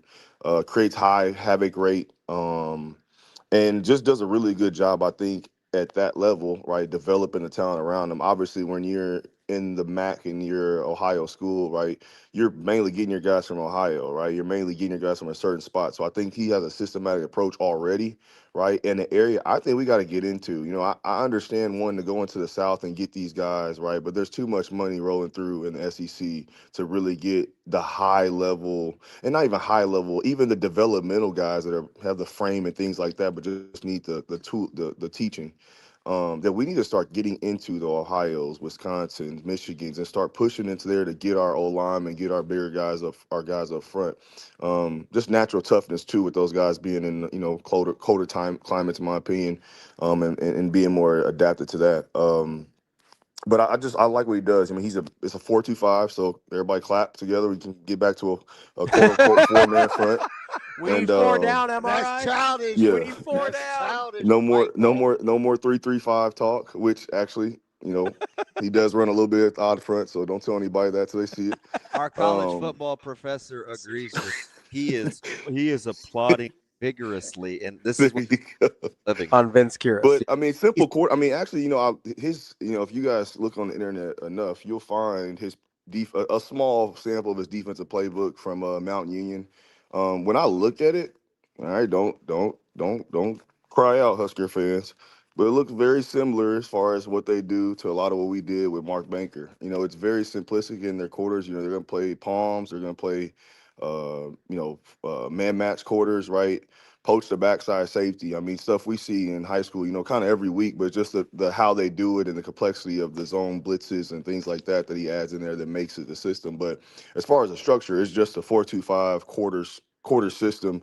Now he's coached. I think I like about him too. He's coached every position, I think, except for maybe DB. On the defensive side of the ball, also has been an offensive line coach. So again, when you talk about not only marrying the structure from the front and back end, but also understanding how the offense blocks certain schemes, right? And the maybe tools the offense may use to get a guy out of the B gap, right? Or the things they may do to try to get the end to stay wide when they're trying to cut or kick them out and things like that. So I think he has a good grasp on just overall ball. He's been a head coach, won at a high level at Mount Union, has been successful at Toledo. Again, somebody I don't think is as big of a name, but somebody if we can get him now, I think if he gets into a bigger program, is allowed to recruit better players. I think he's shown the ability to develop. And that's what we need. I mean, we get a splash guy. I know, what's the guy from Wisconsin, Jim Leonard? Yeah, I never. I didn't allow myself to go there, even though that was right. Yeah, just because. That's the name I keep hearing. I'm just like, I think he's waiting on Fickle to fizzle out at Wisconsin. Or get a DC job. Joseph to get a job. Yeah. Go somewhere and get another job. So I mean, that defense is pretty legit. Yeah. I don't know if I'm leaving that. I'm not leaving that anytime soon. Right. And BT Jordan, the guy, D-line guy, he's over there at Denver too. He's got those guys playing ball. Nothing's a matter. So I'm not trying to make this a thing, but like we know historically, and listen, Vance Joseph is great. We know historically the brothers usually don't get the second shot. Wow. Yeah. They don't. They don't. I'm not trying to go look at the record. Hey, you look at these coaches. Well, I guess a couple of you got Marshall. Marshall got it. That's why you always defend him. When we look at the retread coaches, the brothers don't get a lot of second chances. That's all I'm saying. Hey, or it takes way longer. Hey, you can't see me right now, Ravi, but I got my right fist up in there, my brother. I'm with you. Fight the power. I'm just saying, historically, the data backs that up. So, it backs it up. Vance Joseph may not be going anywhere as fast as he probably should. That's my only point. I'll say a guy that I just got introduced to I kind of heard about him. He's at Alabama. Jamarcus Shepard, his press conference. You talk about winning a press conference, man. He was very, very impressive. He had a quote I was shooting around to a couple of my good friends and just men that I knew. Just talking about we all walk around with a little bit of brokenness, but somebody needs you today. And I think that's getting off a football note, just as we get into the winter and, we get in these holiday times, people get a little bit in more somewhat depressive states and things like that. But just know, man, somebody needs you to be a better version of yourself today, and not tomorrow. So just to end that with my preacher quote. Hey, love it, MRI. Appreciate you as always. We will we'll talk again next week. We're always gonna get along, MRI, because you like to problem solve and not just complain. I'll do a lot of complaining, but I'll do a lot more problem solving. I try to, at least. I gotta get off my chest first, and then we'll figure it out. Then we can figure it out. Again, see, that's why we get along. Yeah, there you go. Okay, that's cool. Great dynamic. Great dynamic. Out here watching. Yes, sir. Man, appreciate you guys, man. Enjoy your Thursday, and go Big Red. All right, MRI. Wow. See, Kumbaya. that's why I like him. Nah, he gets it. You need to come up with something else. What's that? What do you come up with? Oh man. No, so I think listen, I wouldn't have a problem with Vince Kuris from I think I said Tulsa. It's Toledo. Darius Alexander was the defensive tackle that MRI was talking about that they had over there at Toledo. He ended up being a 3rd-round draft pick of the Giants. But yeah, I'm not dead set on Leonard. I do think that is he checks all the boxes for me. I don't know if it's realistic or not. I really don't. Yeah. But history in the Big Ten, history of doing it without, I don't think we were ever enamored with Wisconsin's athletes, right? Defensively, for the most part. They had some good players, but we weren't enamored. A lot of guys in the league. Yeah, but we weren't enamored with they're getting all these 4 and 5 stars. And, yeah, I get. You know what I mean? I get that. The talent profile wouldn't have been. It's not Ohio State's, right? I think I don't know. I don't know what he wants, right? If he wants to be a head football coach at college, maybe at some point he wants to get back to college. If he wants to be a head coach or defensive coordinator in the NFL, obviously he's going to stay where he's at because he's got all that right in front of him. But it's hard to say. It's hard to say what guys want. We really don't know. So that's why I don't just write it off as because maybe he does want to get back to college. Maybe he loves the Big Ten. I don't know. Yeah. Hey, Shane. Yeah, what's up? I talked to Captain. I don't know what you guys want to do with the guys in the chat. Not to put anybody on pressure street, but if you want to unblock them, I'm cool. They don't bother me. We blocked him because listen, you can talk crap about me and you all you want. It's our show. He started saying some things about MRI I didn't like, so he got okay. Hey, listen, I'm riding with the establishment. I'm not chastising. If you take shots at other people in the chat or our guests, that will get you blocked. If you're talking about me and DB, whatever, it happens. It's our show. It's a occupational hazard. I get it. Yeah, I told him. I said, and I'm honest. I talked to him outside of this. So, you just have to be careful about the whole Terrell Farley thing. I'm clearly a T. Farley guy. Yeah. Right. But I'm also a Wistrom guy. I'm a Peter guy. I'm with the exception of a few, I'm most of their guys, right? Everybody has differing opinions. Yes.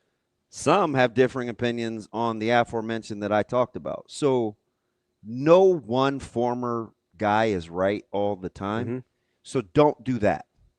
Just because because you agree with them, yeah. Don't do that.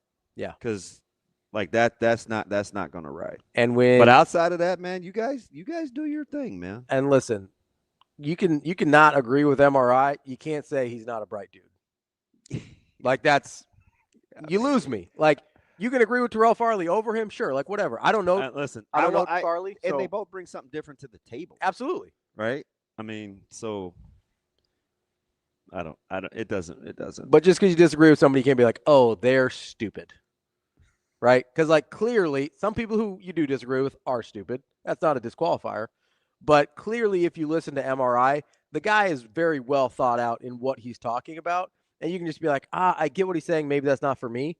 You can't just write him off. He's too bright for that. That's where we're going to have a problem. That's all. Are you making his s'mores or vice versa? Well, we're singing Kumbaya? Well, just s'more. You don't get to use that Kumbaya. Why not? You need some pick your own language. I've never seen a black person sing Kumbaya. It's always white folks around a campfire. I don't even know what language that is. Listen, I did not say which ethnic group can own it. I said pick your own, as in you two. So, Oh, go ahead, wiggle off the hook. How you going? So like English? That's the only language that MRI and I share. You share a love language. What's that? Togetherness. Being snarky. Sarcasm is my I love knew language. I was in trouble when we brought him back. I was super excited. Yeah. And I was like, I don't know how he got away from us. But then when he openly chastised me for not being better with you, I knew I was in trouble. I'm in the hotel room in Kansas City, Matt. I'm like, wait a minute. You're like, hey, you're my friend. Okay, let's not make it seem like that. All right. Yeah. Hey. Hey. No, we're not. I thought we were making s'mores together. We have actually made s'mores together. You remember that? Yeah, we were at the museum. At Lorton. At the gardens, and I didn't do it. Well, you did it. You didn't eat it. Yeah. You helped, you got to. Helping out some of our partners there. Like I was told. Not a big s'mores guy, huh? No. What about s'mores Pop-Tarts? Is there chocolate? Yeah. No. S'mores Pop-Tarts are pretty good. No. All right. Well, Blake, no. All right. I'm just, I was making fun of you to Micah the other day. Because he's listening. So I can't, whatever we were talking about at 7:45, this dude was going off in the car. I got to remember what he was saying. He goes, do you really? And I was like, yeah, calm down. Calm down. All right. But he was like, he goes, does he really eat that for breakfast? Oh, the like goldfish and stuff? And I was like, yeah, dude is rocking Little Debbie Christmas trees. We got Cheez-Its today. We switched it up. Well, you keep those bulk stores in business, don't you? You know it. We were at Costco last night. Zoe's back on the goldfish kick. She likes a little spray of this. It's not really vegetable oil.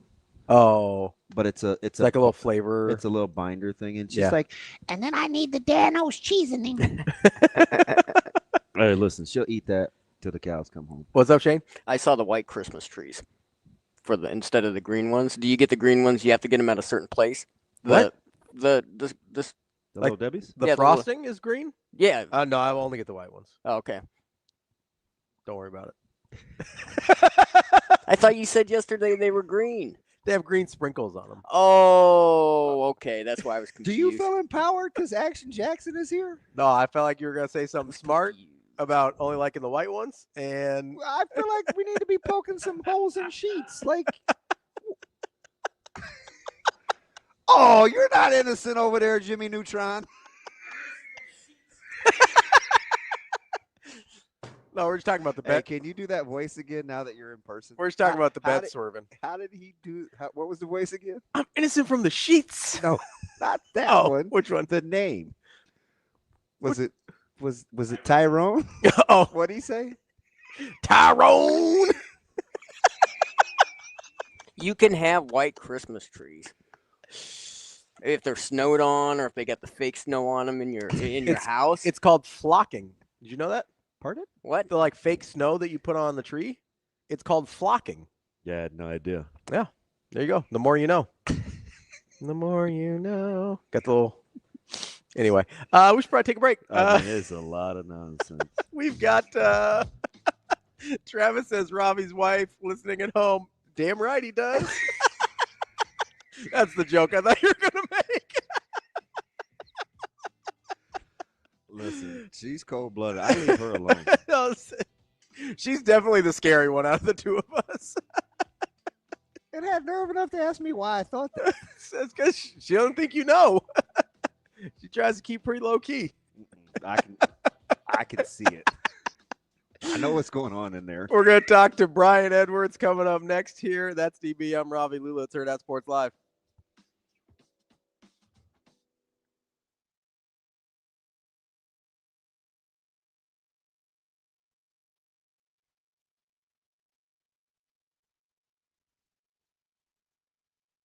We got a talented group, and it's a talented group that love each other and support each other. Kiara Reinhardt's don't grow on trees, even though she's really tall. But her leadership for this team is just incredible. To have someone with her experience, and obviously, again, she is a very good volleyball player. She was just drafted in the first round of the pro draft, but who she is as a leader and a person is just even more important. And then Ava Martin's a pretty good person to have on your roster too. We know in crunch moments, she's going to step up, she's going to shine, and Anna really does a nice job finding her in those. And again, just last week at Marquette, game was on the line, 3-set points. I think Ava Martin went kill to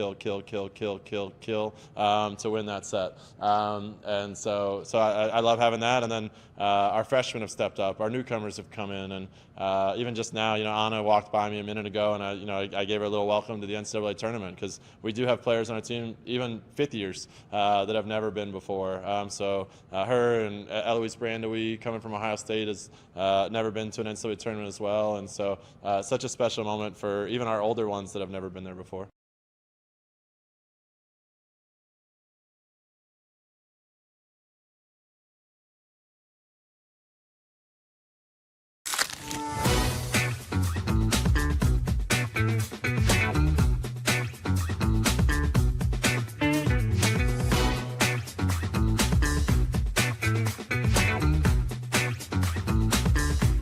Yeah, I think Addison's, I was on the road with him down in Florida and down in Georgia, and the way he carries himself, the respect people have for him. And I think when you look at what he did with our guys this year, he played young players, they developed, they got better, they improved. So I think he's a premier coach and a premier recruiter. And I think given time, the key is now the consistency of Addison being here. 1, 2, 3, 4 years. I think he will build a stable of guys in that room that are all ready to compete and ready to play. And we like the guys that are in there already. And so to add a guy like Danny just was big.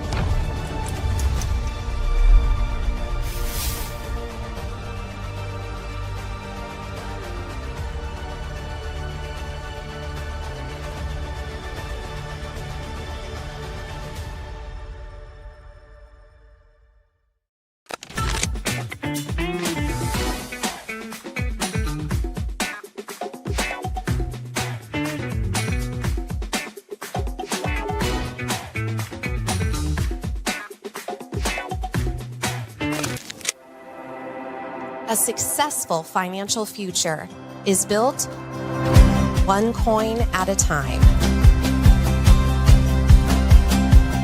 Whether you're just starting out or a seasoned saver, we've got the financial resources and team of experts who will be with you every step of the way. Centris Federal Credit Union. We are where you are.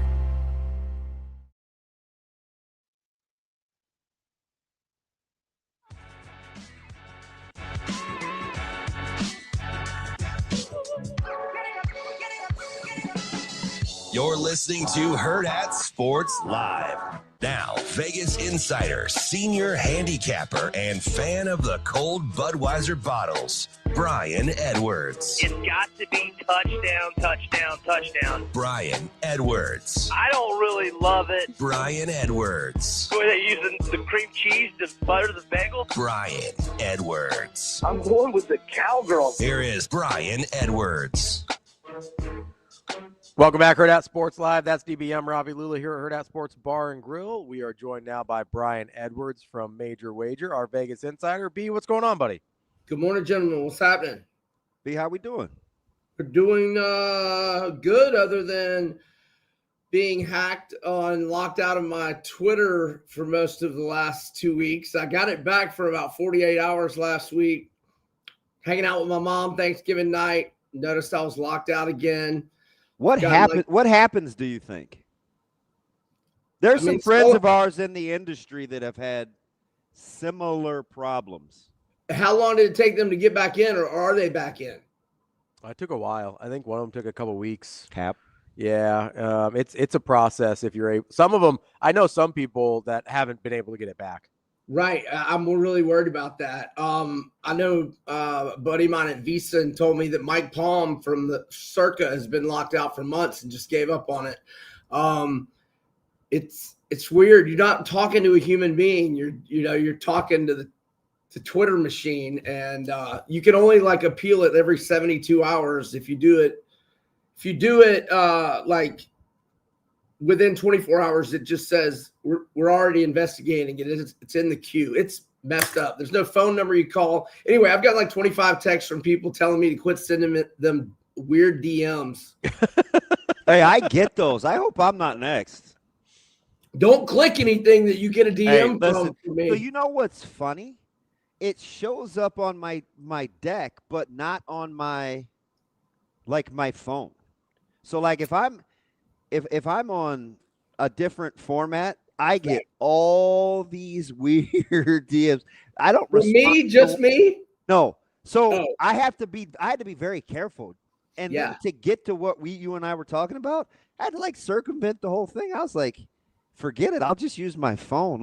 I don't know what happened, but Twitter got dicey.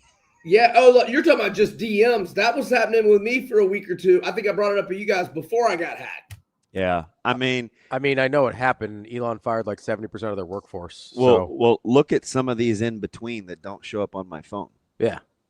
Those are weird. Yeah, it's just nonsense. Yeah. Total nonsense. All right, B. Should we have some winners? Are you looking forward to this weekend? I am. Auburn. Alabama, Georgia is always. I don't think I ever get tired of that rivalry, just because I enjoy Georgia being owned. I'm looking forward to making money on Texas Tech, which ignorantly I haven't been doing all year. Oh, I had their team total over a few times. It just seems like their numbers are always so inflated, but they're just never big enough is the reality of it. Hold on, B. I'm sorry. I don't mean to cut you off. We totally we buried the lead here. Totally forgot to. I've been wanted to ask you this all week. Yeah. So your guy Lane ends up at LSU. Yeah. We got John Summerall from Tulane instead. How are we feeling? How are we feeling about the John Summerall hire? Did you at what point did you realize Lane wasn't on the table anymore? Walk me through this. Yeah. So I think I was a little late realizing it. When the national media was saying Florida was out, I didn't really believe that. And I don't know that we really were quite yet. But now that he lied to his team, now that he lied to America, saying he got run off the road and that the team wanted him to coach and all the players have refuted that. And in fact, one of the players told him to get the F out.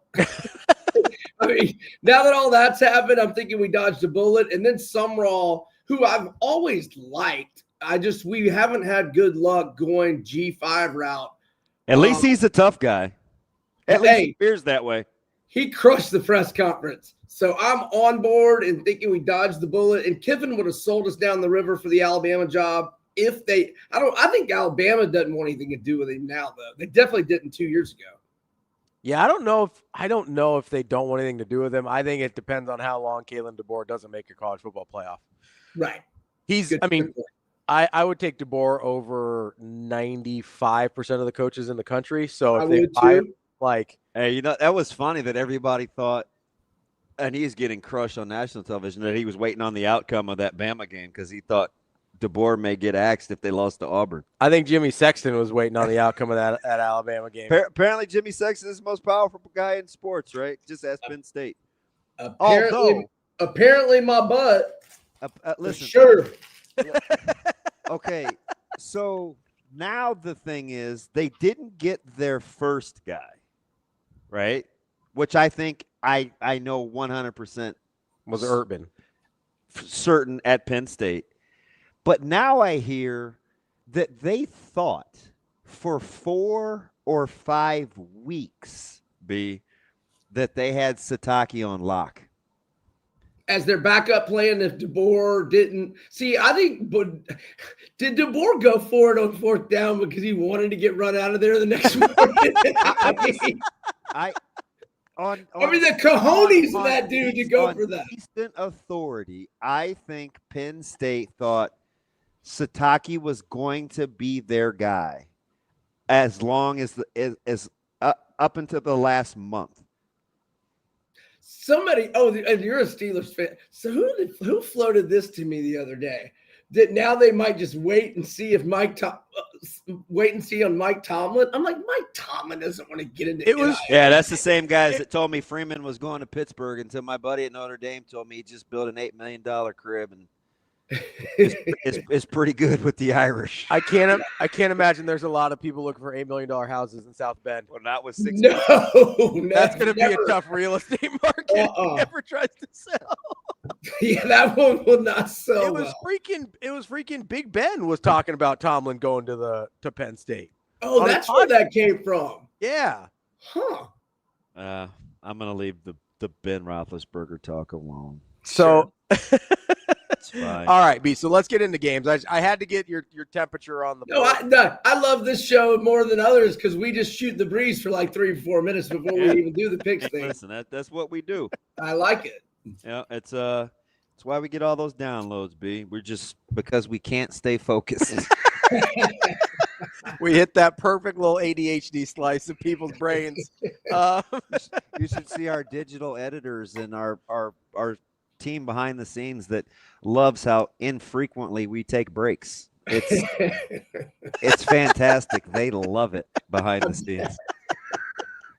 Wait, how can I chop 3 hours into 3 segments? What's wrong with you guys?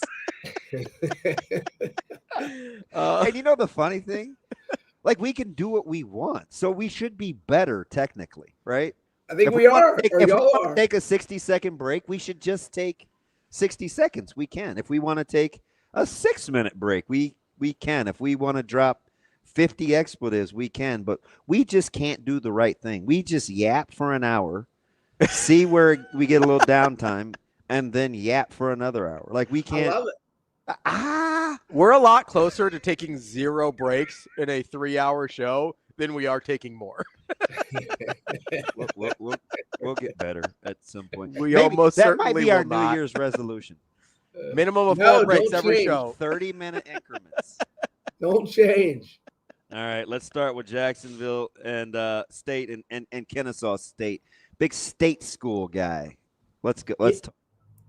Yes, so they met at this venue like 4 or 5 weeks ago, and Jack State won 35-26. Jack State undefeated, 5 home games, 4-1 ATS. In fact, they've won 11 in a row at home, 9-2 against the spread. Running back Cam Cook leads the nation in rushing yards, and Kennesaw State's only 102 nationally against the run, and only 3-3 both straight up in ATS on the road. I like Jack State plus 2.5, but look, I'll say the same thing about the Alabama pick that I'll give in a minute. I don't really care about 1.5, 2, or 2.5. Might as well wait till 3 because I think both are going to win outright. So, it's 2.5. I just assume wait it out, see if you get 3 because I like both to win outright. Okay, so you brought up, you should have been making more money on Texas Tech this year. Yeah. Just no faith at all in BYU? Not necessarily that, just Texas Tech's a juggernaut, 11-1 straight up, 10-2 ATS, and they've won their last 5 in a row since losing at ASU by 42, 23, 22, 39, and 49. They beat BYU 29-7 by 22, but in that game, they settled for field goals of 27, 39, 29, and 34. They normally don't bog down in the red zone like that. I think they smash them. I'm also going team total over 30.5 because they've scored 34 or more in 10 of their 12 games. They're second in the nation in scoring, 47.1 points per game. And I'm okay if you want to get aggressive. First half, first quarter, first half, team total over. Anything you want with Texas Tech, I think it'll be a winner. No Sataki bump. He's in. Okay. Maybe a little Sataki bump, but not nearly enough, in my opinion. Yeah. Let me ask you, because we're going to be on opposite sides of the spectrum against this. History says you're right, though. Bama, kind of, in my opinion, surprisingly catching points versus Georgia. They typically own Georgia. It's taken some miraculous stuff for Kirby to come out of the back end. Yet they find themselves a dog again. You're going to take all that gold, even if it may be fool's type, right? Yeah, since 2007, when Stafford threw that overtime touchdown pass at Bryant-Denny, Saban's first year, they've met 11 times, 10 Alabama wins, and truth be told, the only Georgia win in Indianapolis in 2021 or January of 2022, 5 weeks after they got spanked 41-24 in Atlanta by Bama in a game that really wasn't that close. They would have never won that game if John Mechie had not have blown his knee out in the fourth quarter in Atlanta. And then Jamison Williams, who already had 4 catches for 65 yards, and on the play he blew his knee out, was going to score a touchdown, but he blew his knee out like late first quarter when Bama was leading. If those guys don't get hurt, Georgia doesn't win that game, in my opinion. So Alabama's obviously got their number, but let's wait to see if we can get a 3 later in the week. I like them money line, but I mean, plus 120 doesn't really do a whole lot for you. So I'd rather hopefully get 3 later in the week. Let's move over to the NFL here. Got one of those great NFC North matchups. Toughie. The Bears actually catching almost a touchdown at Green Bay. You like it at the 6.5, or you want to buy a little juice there? Yeah, let's buy it up to 7 because a lot of the 6.5s are minus 105 anyway, so it probably only costs you minus 120. But, man, it took me a while, but I've been on the Bears back-to-back weeks. They've won 5 in a row, 9 of 10, 8-2 ATS in that stretch, 5-1, both straight up in ATS. Last 6 as a dog. Caleb Williams, last 5 games, 8-1 TDI-INT ratio. I think they're in play to win it outright as well. A smaller play money line, but let's go mainly Bears plus 7. So which Caleb Williams do you think we get? I get the 5 fourth quarter comebacks. I think only 4 of them count because Minnesota, he got the special teams return. But still, right, he's come back in the fourth quarter 4 times for sure. He still is wildly inaccurate. Which defense do you think impacts the other shaky quarterback more? The Bears turn you over, and they score off of when they turn you over. But the Packers, all 3 levels, pretty goddamn legit. Like, what swung the pendulum? Just catching too big a number? Yeah, just catching the points is exactly what did it. I mean, Caleb is still a little, like you said, he's inaccurate at times, but he's not turning it over, and that's key. And they got a little healthier on the defensive side of the ball last week, getting Jalen Johnson, and they got another guy back last week. So it's just catching the points, really. Yeah, like the Bears. All right, the other one, I know this pains you if ever place a bet on a Cowgirls game, as you like to call them, but you like the Lions catching 3 or getting with the -3 there. Yeah, I mean, the Lions got a lot of injuries, and they're desperate. In my opinion, if they lose, they're out probably. Yeah, I mean, its schedule's been so brutal. But when they're in bounce back mode in the regular season, they have won 12 in a row, 11-1 against the spread, 10 of the wins by double-digit margins. The only non-cover was against the Giants a couple weeks ago when they had to rally to force overtime. And Dallas, they're hot right now, 3-game winning streak, but 2 of them at home. The only road one was at Las Vegas. They're only 2-4 straight up, 3-3 ATS on the road. I got to go desperate Detroit, even though they're banged up. I'm not sure if Amon-Ra St. Brown's going to play. Obviously, Laporta's out. Kirby Joseph is out. But 12 in a row in bounce back mode at home. Give me the Lions -3. Let me ask you something real quick. B, knowing what you know, and I actually said one of these guys was going to work for his new team just because I follow his old team. If you had to start tomorrow, you taking Pickens or Jamison Williams? Pickens. I know he comes with a little more headaches, but I don't know about that. That Jamison Williams 4th down drop last week ruined my Thanksgiving He lunch. appears to be fairly high maintenance too. I don't know. Yeah, no, but I take Pickens regardless, I think. But they both come with a little TO receiver-like drama. I told you Pickens would work in Dallas. All right, be real quick here. I know you've got some UFC 323 you want to get to. Let's run through those. Low key good. Yeah, let's just go with Terrence McKinney as a +130 underdog, 4-1 in his last 5. Let's go with Sidakov, who, if you haven't seen fight, is so fun. 4-0-1 in the UFC, and he's been in some thrillers. And Pantoja by submission, which is +150 in the co-main against Josh Van. There you go. That's your little gambling primer with our guy B. Edwards from Major Wager. I hope you get your Twitter back, B. I don't know what else. Don't click any DMs from me, though. Yeah, don't open any DMs from Brian Edwards. That's all we know. Appreciate you, B. We'll talk to you next week. Thanks, fellas. Y'all have a great weekend. Thanks, B. That is Brian Edwards from Major Wager. Going to take a quick break here. We will talk to Michael BRUNTZ, Husker 24/7, coming up next.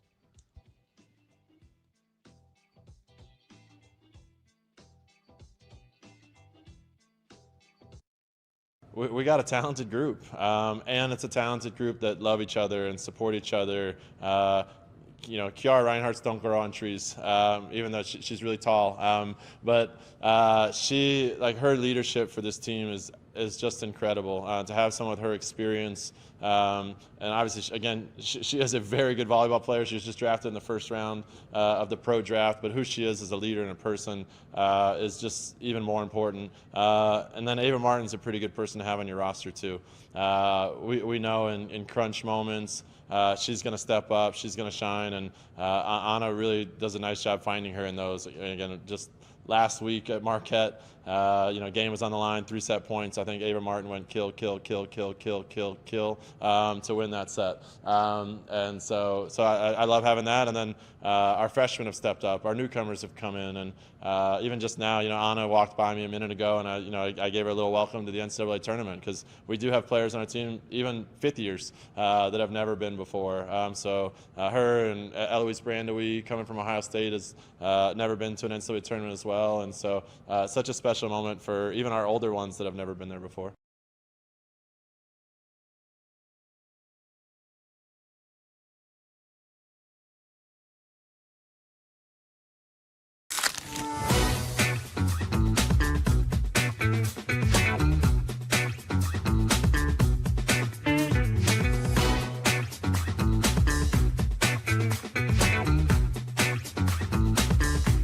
Yeah, I think Addison's, I was on the road with him down in Florida and down in Georgia, and the way he carries himself, the respect people have for him. And I think if when you look at what he did with our guys this year, he played young players, they developed, they got better, they improved. So I think he's a premier coach and a premier recruiter. And I think given time, the key is now the consistency of Addison being here. 1, 2, 3, 4 years. I think he will build a stable of guys in that room that are all ready to compete and ready to play. And we like the guys that are in there already. And so to add a guy like Danny just was big.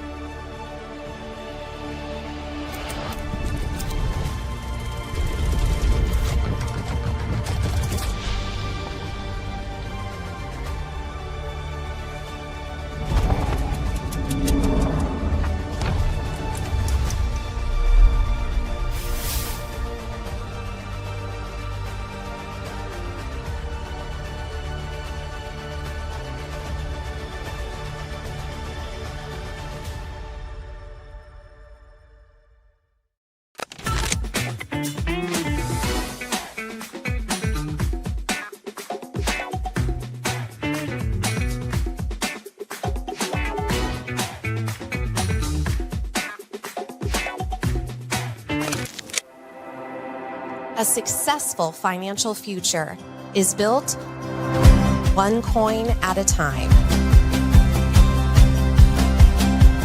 Whether you're just starting out or a seasoned saver, we've got the financial resources and team of experts who will be with you every step of the way. Centris Federal Credit Union. We are where you are.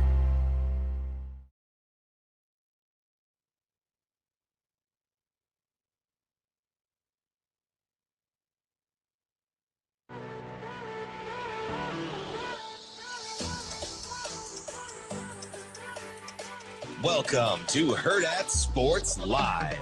Yeah, right now I've kind of tasked him with, this game. And so, if I know Phil, he's going to go all in on that. So I'll do most of the preliminary stuff. I've also asked, Phil asked Mike Eckler to come over and help, coaching on defense as well. So I think, we have kind of all hands on deck.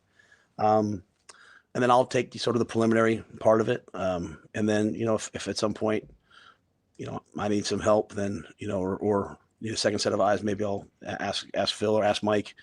But I think right now I'll probably do most of the work in terms of the coordinator search, and then trust them to get ready to play this ball game.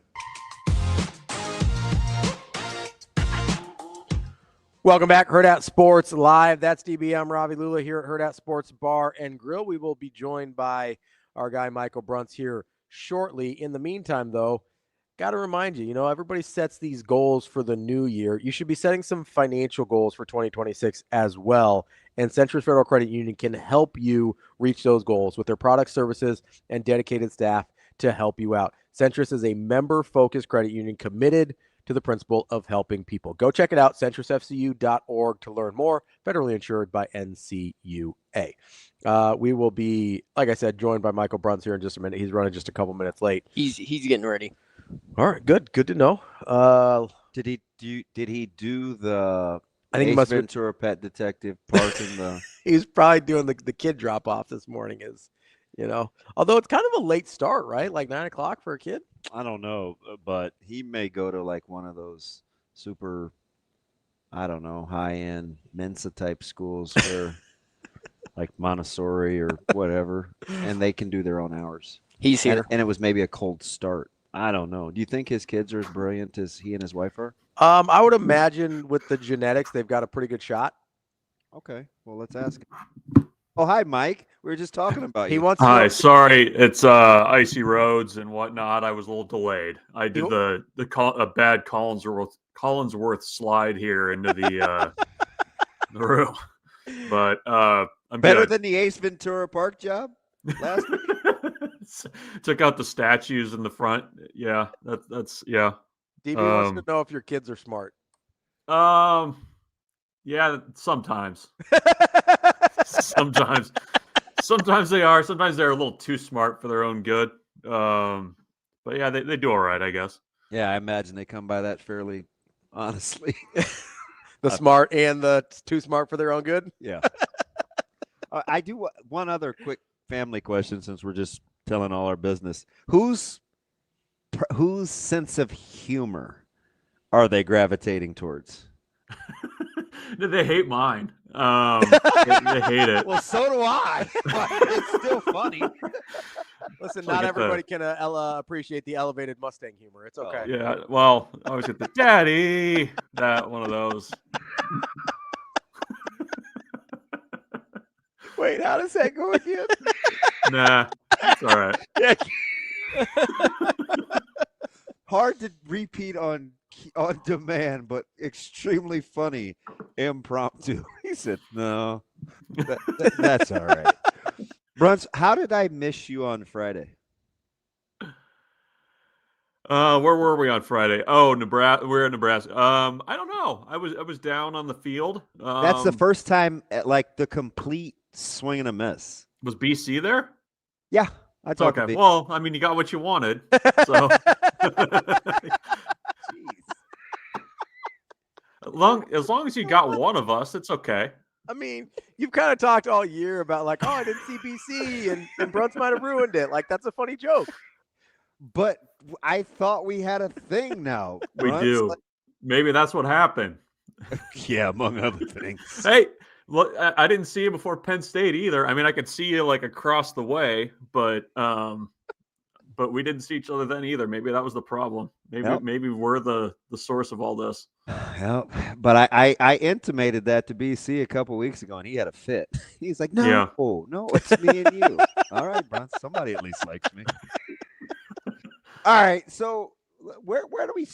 Let's not revisit the Hawkeyes just yet. I want to start with, like the coaching things in general, not just defensive coordinator, but globally, right? Whether it's Summerall or Golish or what's happening at Penn State or quietly, Colin Klein being like fast track in Manhattan when he was long rumored to go to South Florida.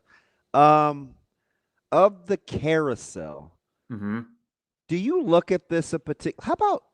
And I teased this. I didn't know he was going to pick UCLA. I just knew he wasn't going to pick Penn State. Chesney, but Chesney going to UCLA. Like, do you look at how these schools are hiring and think, okay, this is the philosophy of how these schools are trying to operate? Like, is there a underlying theme you see? Is this turning into a young guy play the NIL game more? Like, what? Like, are there any themes that you're kind of recognizing at first blush? Yeah, I mean, you mentioned the NIL piece. I mean, that, you know, that's almost like an add-on now, right? It's like, this is what the salary is going to be, and this is what they're being promised in above the cap NIL. I'll be curious to see down the road how many of those promises end up coming to fruition on some of that stuff. But I don't know, like it feels like I think kind of at first blush that there's almost like a little bit of this kind of like changing of the guard type thing. Like, I don't know how much you guys pay attention to this, but I'm always fascinated by the names that pop up on hot boards. And how there always seems to be like a few hot board mainstays, like Chris Kleiman. Like you didn't have a hot board in the last 7 or 8 years if he wasn't on it. Same with Matt Campbell. And it feels like you're kind of getting to that next kind of generation of the coaches. I mean, Golish and Chesney, I mean, those guys are younger, like you said. I mean, it feels like there's, a little bit of a youth movement. I think it might be, I don't know, like, do you guys feel like also that I think everybody's kind of chasing this, regardless, but it feels like the Cignetti at Indiana has kind of like ratcheted up like the types of coaches that you're looking for. Like you're trying to find that lightning in a bottle if you can get it.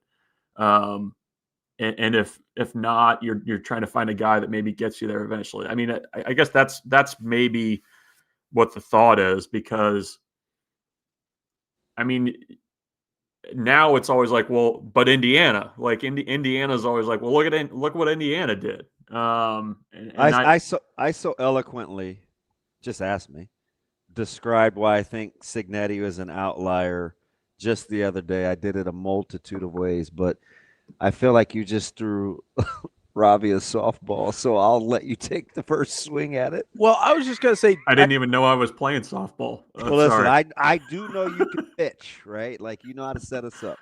I was just going to ask, as you're talking about Cignetti, and I think you're right. I do think he's changed what people are looking for. Do you think because of his background and where he came from, and he was never the hot coaching hire, that we think he or people like him are more common to go find than he is? Because I'm sort of at the place where he is just like, maybe he's actually just better at this than almost everyone else, and it was missed for a long time. Look at him smile. Yeah. What's that wry smile for, bro? No, I think you're right. Like I think, I mean, that's kind of the add-on to my point about everybody says, well, but Indiana, it's like, well, I mean, there's a probably decent chance that he's just a unicorn in all this, right? Like, he brought a lot of his players, you know, from an established culture, a winning culture, which I think probably gets overlooked and all that. You know, I think he found a quarterback right away that fit what he wanted to do. Like it feels like if you're trying to like take off on the rocket ship, the boxes that you kind of have to check right away, he did. You know, you were probably helped by a schedule that was more favorable. I think Indiana also was in a position where they had some people that were willing to spend some money as well, given the right person. So without needing a ROI or an Right. ROR, right? Like, right. I'm not saying they had no expectations, but they didn't have a benchmark to compare it to. So he got to do what he wanted, how he wanted, with zero questions being asked. Like, Yeah. there's some comfort in that. Yeah. No, I mean, it's the low bar, you know, was probably helping him there. So I don't know. I mean, I think people are chasing that. I don't know how many places it would legitimately happen that quickly. Like, I think you just have to nowadays be prepared for somewhat of a, you know, I guess the thing that surprised me at Michigan State with Jonathan Smith, I mean, it wasn't going great, but 2 years is pretty quick. Especially for a guy we think is a good coach, right? Right. So I'm just talking in circles here. So well, let me ask you a follow-up here. Yeah. Okay. You got Help me, please. You got me thinking. You prompted a thought in my head here when you're Good. When you're talking about Cignetti versus Dad.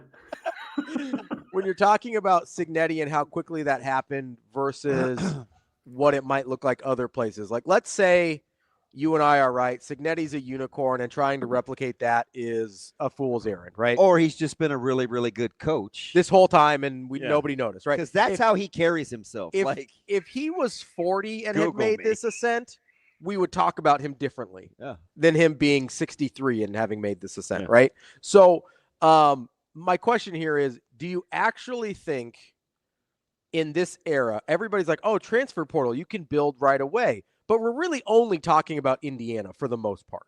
Like, in terms of going from... Or Ole Miss.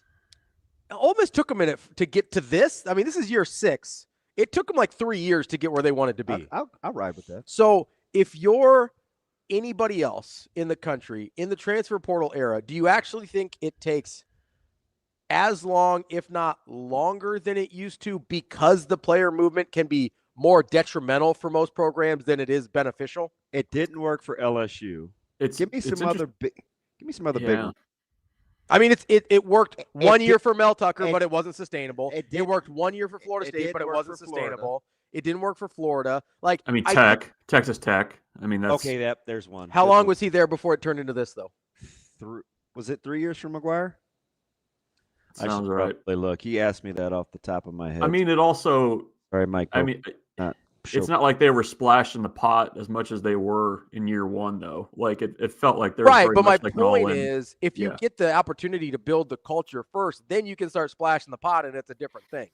Whereas Cignetti just starts right away. Yeah, he was 2022, McGuire. So this is year 4. Yeah. Yep.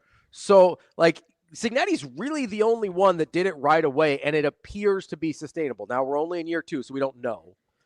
And he did it with a lot of his JMU guys. He did it with a lot of guys that kind of had the built-in culture. So I think that fast-forwarded past the first 3 years at Texas Tech or the first 3 years at Ole Miss.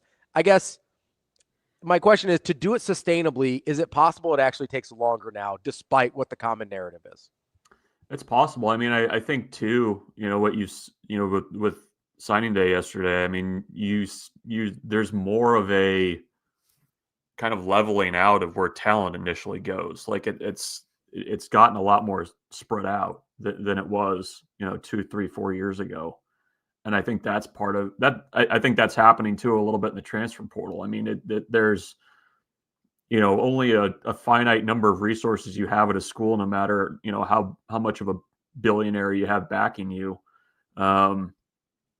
It's, I don't know, with Indiana, you just kind of, I think it was just kind of a lightning in a bottle situation because of, the things that you've laid out there with, you had this culture already that, a lot of guys came from James Madison with, I think there's also something to just having a little bit of swagger never hurts, kind of sprinkled on top there too. But yeah, I mean it's always interesting when you have these like really big cycles for coaching carousel. 2018 was that way too. How quickly guys kind of get burned through. I don't know how much patience there is out there nowadays, but maybe one thing that might be changing. I mean, you have Jonathan Smith on the one hand that gets, blown out of there after 2 years, but our athletic department's more cautious with just paying buyouts when, you either pay the buyout or you invest it in the roster. I mean, that's more of a discussion than it was before. I mean, that's probably why you've got the situation you have at Florida State. I mean, I would guess Wisconsin's probably along those lines as well, where you're kind of weighing things, with where you want to invest. And I think that's a little bit of a different conversation than maybe it was 5 years ago. Yeah, I had a fascinating conversation with Jess and Pat Stewart yesterday about the economics and like where the game is kind of headed. And he talked about the fluidity of it. And get this, BRUNTZ, he said, set-asides and revenue and allocation all kind of got figured out when everybody got the notifications on the House Committee settlement rulings. Mm-hmm. And I thought about that for a second, and whether he was being super tongue-in-cheek or generally speaking, like we didn't know until we knew, how much do you think being with guys that you're familiar with, i.e. a Cignetti that got all three of his coordinators that he had worked with for 30 years combined, mattered in the transition of how they were going to develop their program? Like, how much did cohesive chemistry you think matter? No, I mean, that's big. Especially when you're having to construct a roster.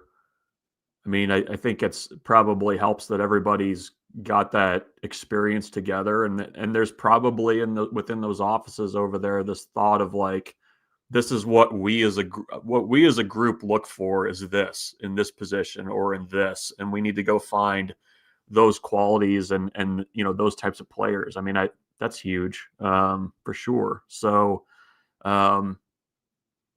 Yeah, I mean that probably sped things up a little bit, I think. And then it's also just probably one of those things that feeds on itself a little bit. I mean, when you kind of become the hot program, that helps you to attract a Mendoza at quarterback, and guys want to play in an offense like that, or play for a coach that's a little bit brash. So. I don't know. I mean, I think it's one of those things that once you finally get it rolling, it kind of feeds on itself a little bit. But I think you're right. I mean, when you've been around guys for a long time, I mean, I don't think there was probably a ton of questions walking into Bloomington what they felt they were going to need to kind of replicate the success they'd had elsewhere. Just for what it's worth, when we're talking about turnarounds and things like that, McGuire goes 8-5, 7-6, 8-5 the first 3 years before making the jump to 11-1. Kiffin goes 5-5, 10-3, 8-5 in his first 3 years. And then last year, people forget, in year 5 and a loaded roster with a ton of money and national title aspirations, went 9-3. Yeah.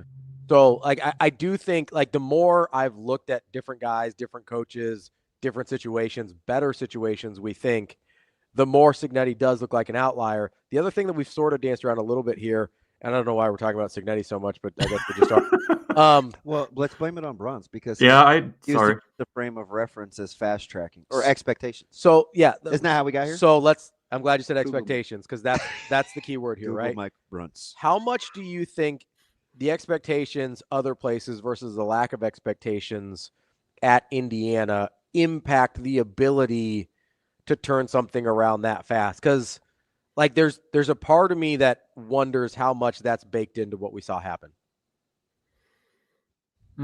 That could be part of it. I mean, it's kind of a unique place. Probably not a ton of pressure going in. I mean, when he was hired, yeah, I mean, the record looked pretty darn good. But I don't know, what were really the expectations? I mean, I remember Big Ten Media Days, the first time he was there, it's like, who's this guy? Like, but that probably helps, get everything established a little bit faster. But I don't know. It's interesting. There's probably a small handful of schools though around the country where, no matter what you're doing in football, everybody still kind of cares about basketball. Like it's Indiana, Illinois, Kansas, Kentucky, Duke, North Carolina. Although I think North Carolina cares a little bit more about football than some of those other schools. Who am I missing? I mean, that's probably the main part of the list, right? Yeah. Yeah. We kind of have and we saw, I mean, to be fair, we saw Elko kind of have not the same level of success, but that's how we got the Texas A&M job coming out of Duke. Mm-hmm. Yeah, no, it's I think we've talked ourselves into it being a unique situation here. I think that's fair. BRUNTZ, let me ask you about defensive coordinators. I just get the sense, and I tell you, this isn't a setup. I would just tell you, text you or whatever. I don't have any pre-existing knowledge, but he appears, just his delivery yesterday on National Signing Day when we interviewed him on the network, and then his presser, which was right after, it feels urgent, right? It seems to be a sense of urgency, but I also think he's going to have a lot of guys that want this job. How quickly do you think he will or should he move? It sounds like he knows what he wants. Mm-hmm. That make it easier or harder when you have so many potential available suitors? Yeah, I mean, it's and if you listen to what he said, it's not necessarily scheme stuff that's going to be on film. Like, it's going to be the who can rally a group, who can get guys to play with their hair on fire for him. And that's a little bit of a different vetting process, I feel like, than just like looking strictly at, how a guy defends the run or, how they approach certain things. So, and it's, probably going to be somebody that's outside his circle as well. I mean, you're kind of the point now too, where a lot of the kind of like tight Rhule orbit guys have either worked for Nebraska or, or not options. So it's going to be an interesting hire. Timing wise, I don't think he's going to rush, because this is absolutely a hire that you have to get correct. But at the same time, when you look at what's ahead over the next 6-7 weeks, you definitely want to have somebody in place by January 2nd when the portal period opens, because I think you want to be able to have somebody to paint that picture of, this is what the defense is going to be to guys you're trying to recruit out of the portal. Right now, you're also in some ways kind of re-recruiting your current roster as well. And I think that's something that you have to at least be mindful of is, there's young guys on that defense that I know that they feel really good about and what they can be, as long as they get developed a little bit. And I think it helps for those guys to know, like, what is this place going to look like for me in 2026? And so I think that's a consideration as well. And I don't know. I mean, like, I think, you've got a pretty long runway here of bowl practices. It would probably be helpful for that coordinator coming in to be able to see what he's working with. You kind of get that preview, I guess, of seeing some of these young guys run around and play and what they can potentially be and how they fit a defense. So I don't think he's gonna be slapdash with it and just make a hire to make a hire. But I do think there are legitimate, timing things that you have to be aware of as you're making this. So he's not going to be rushed, but he's got to be somewhat quick with it, I think. That is Michael BRUNTZ, Husker 24/7. BRUNTZ, great stuff as always. I enjoyed our Cignetti departure today. That was fun for everybody. I thought it was a good conversation. Legitimately, I thought it was. We like BRUNTZ. Just not a. He was avoiding me on Saturday and caused the whole meltdown. Yeah, I mean, I'm still mad at you for making Iowa hang 40 on us. But can I ask you something? Like, yeah, slightly. Yeah. Wait, it wasn't really your kind of mint. So, could you eat Friday? Like, did you like dabble in the eggs and potato? Like, what'd you do? Oh yeah, it was eggs. It was an eggs and they had some potato stuff in there. It was like a semi breakfast setup with like randomly wasn't there chili and cinnamon rolls on there too? Like they had to hit their. I understand the option, but bless their hearts for giving options. Like, it was kind of weird. It was egg, bacon, sausage, potatoes, or chili and cinnamon rolls. Well, it's like a brunch. Fruit. It's like a brunch menu, right? Like some of it doesn't always make sense together. Yeah, I ate. I was fine. Yeah, it wasn't like when you're like at the end of the week and you're like, man, what do we have in the fridge? It wasn't that kind of a situation, but it did feel a little bit kind of random. Yeah, this is probably TMI, but I know you can appreciate this as a non meat eater. I'm one of the guys that picks all the non-yellow, orange, green fruits out of the fruit salad. Oh, so what are you left with? Well, there's only cantaloupe, honeydew, and some pineapple. Pineapple's too strong. Yeah. But the strawberries and blueberries are still in my Yeti from Friday. So if you don't get there early, there's a lot of honeydew left sitting on that buffet. Exactly. So I'm not the only one. No. Other people like the reds and blueberry fruits. No, it's not the choice of fruits. That's a week-old fruit in your cup.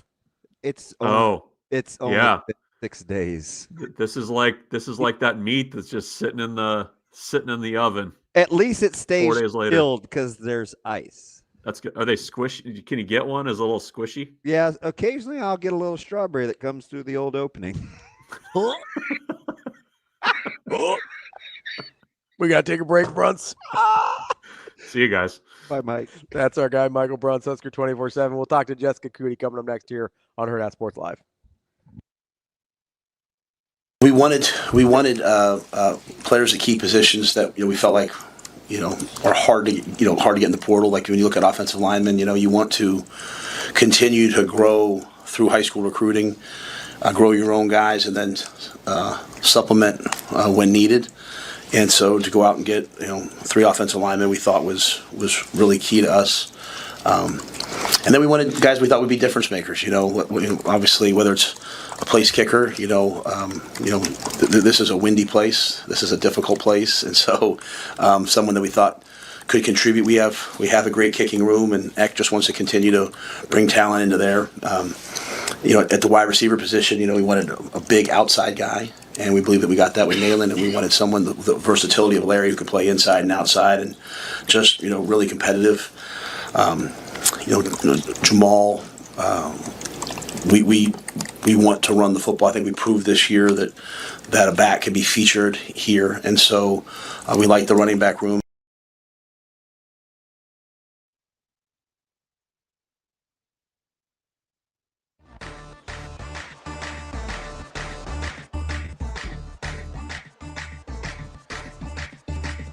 You're listening to Hurrdat Sports Live. What do you remember sitting up there thinking, I want to do that? When do you feel like it clicked for you? I want to do that too.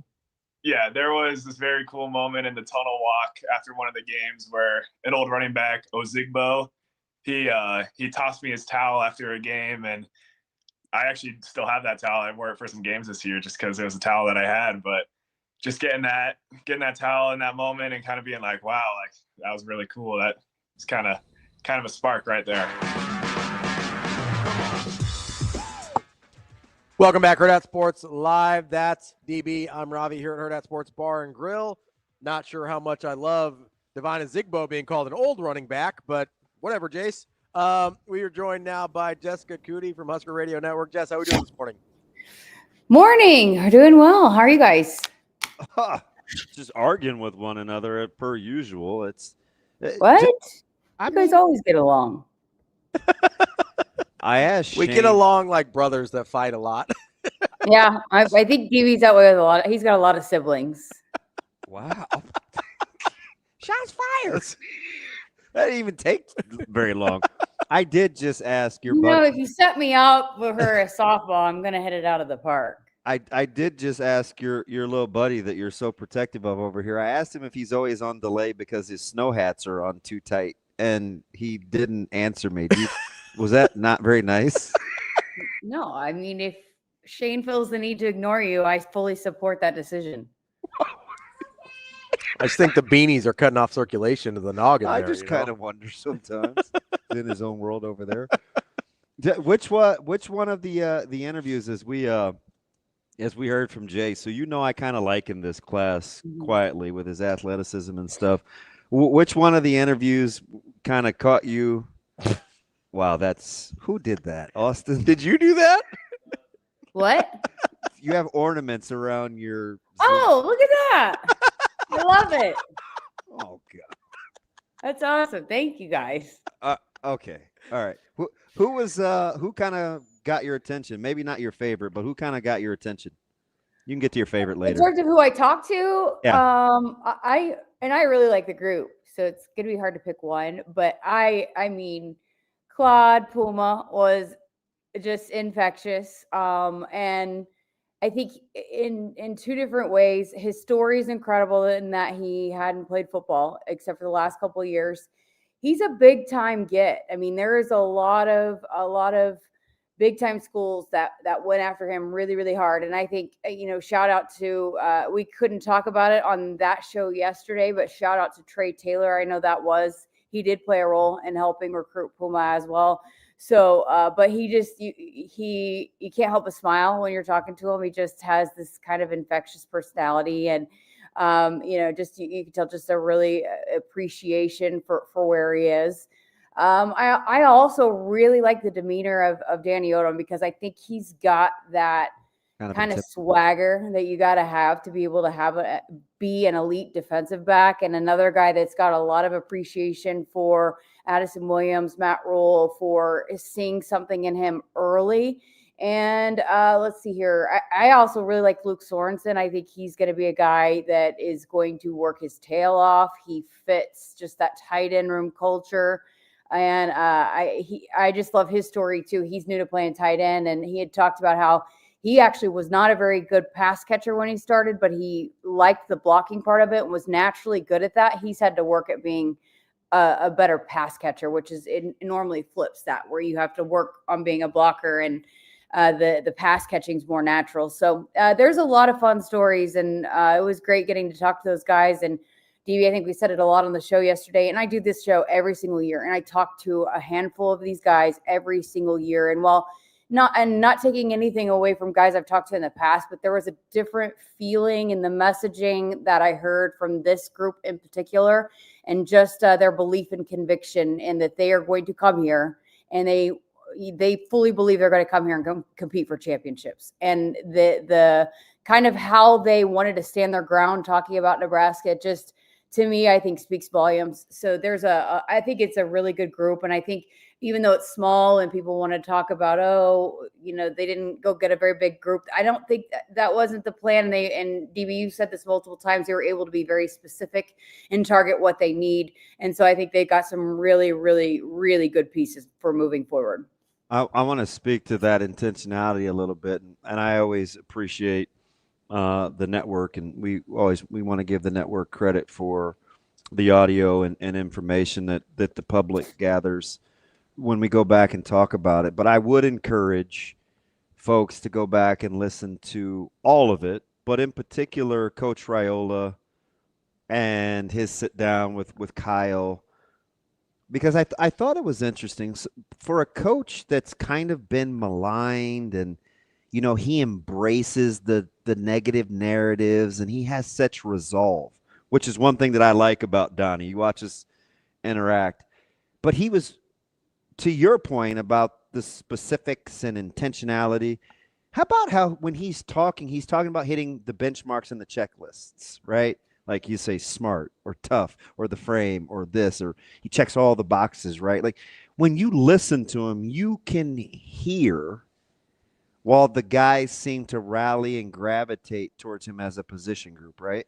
Yeah, no, absolutely. And I think he doesn't get enough credit for how good of a recruiter he is. And he's another guy that when you can hear when these players talk about him, he's a big reason why they want to come here, and just the culture that he's built within that offensive line room. And I do think it was pretty specific because you've got 3 potential tackles where they've gotten really, really good guards. They needed to build some depth. And I think that's one thing we saw last year. If another one of the tackles would have gone down at the end of the year, you're getting really, really thin at that spot. So, being able to build that depth from within.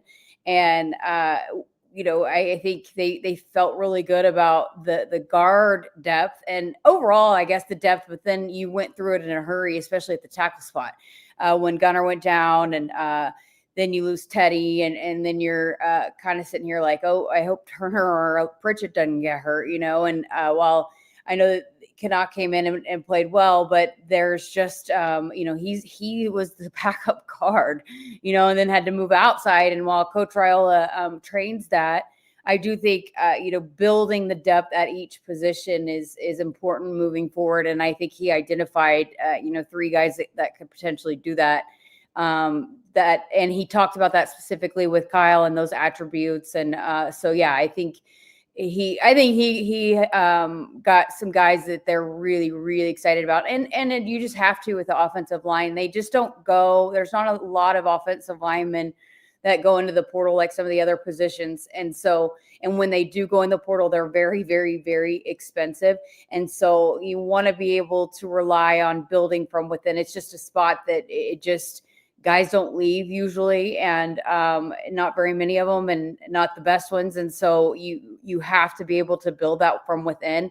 And so each year, I think that speaks volumes to that there were 10 guys and 3 of them were offensive linemen, so that one year, it was my first year that I got here. The signing class did not have an offensive lineman. It was before Coach Riola was here. And I think you see that year kind of biting this program a little bit right now in the last couple of years, because those guys would have been your juniors and seniors or your redshirt juniors and seniors. And those are the kind of guys that you want to be able to play on the line. Look what Henry Lutoski just did, that, and Justin Evans now has been in the program for a long time. And so I think you've got to be able to continue to add those numbers every single year in a signing class, because it just takes time to build. And then you just got to have that depth. Oh, that's a good call. Jess, they went over that year. Yeah, that was, and I think that's Jess, you're old. What? Oh, nothing. Oh. Go ahead, Ravi. I think it's a really good point about how, especially in offensive line recruiting, the effects, much like Shane's responses, are delayed, right? Like it takes a little, it takes several years to see the results of missing on a class like that. I've watched it at different programs where if you hit a bad stretch. We saw it happen to Coach Pelini with the year after Carl was let go, that D-line class for 2 years. Flamed out. In the trenches, like it bites you in a hurry, which kind of brings me to roster construction and management. I know you guys talked to Pat Stewart yesterday as well. I think that a lot of people don't totally know what his job is in terms of what his role is in things like what we saw come together yesterday. What have you been able to learn from him about his part of this whole process, whether it is the high school recruiting or the transfer portal? Yeah, I think you could tell that he's very much going to communicate with what's needed for the program. Because I think that was where I was getting at a couple of the questions that I asked. I'm like, okay, do you have a specific number?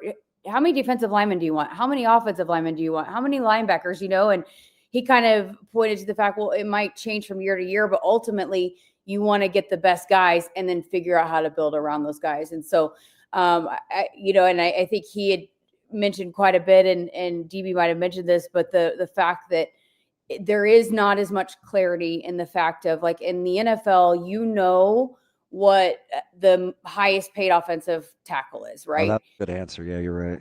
But there's not that clarity. So they can tell you, people can tell you, which is kind of what we're seeing a lot, I think, with especially the ill-intended agents this day and age in the NIL space coming in saying, well, this is not just football. I mean, this is some stuff that I've heard from other sports, where from coaches from other sports, where you've got people coming in saying, oh, well, this program is going to pay me this, but you don't actually know what the actual number is, because there is no transparency in that. So there's no comparison in terms of, okay, well, what do we need to pay for the best offensive tackle in the portal each year or whatever it might be.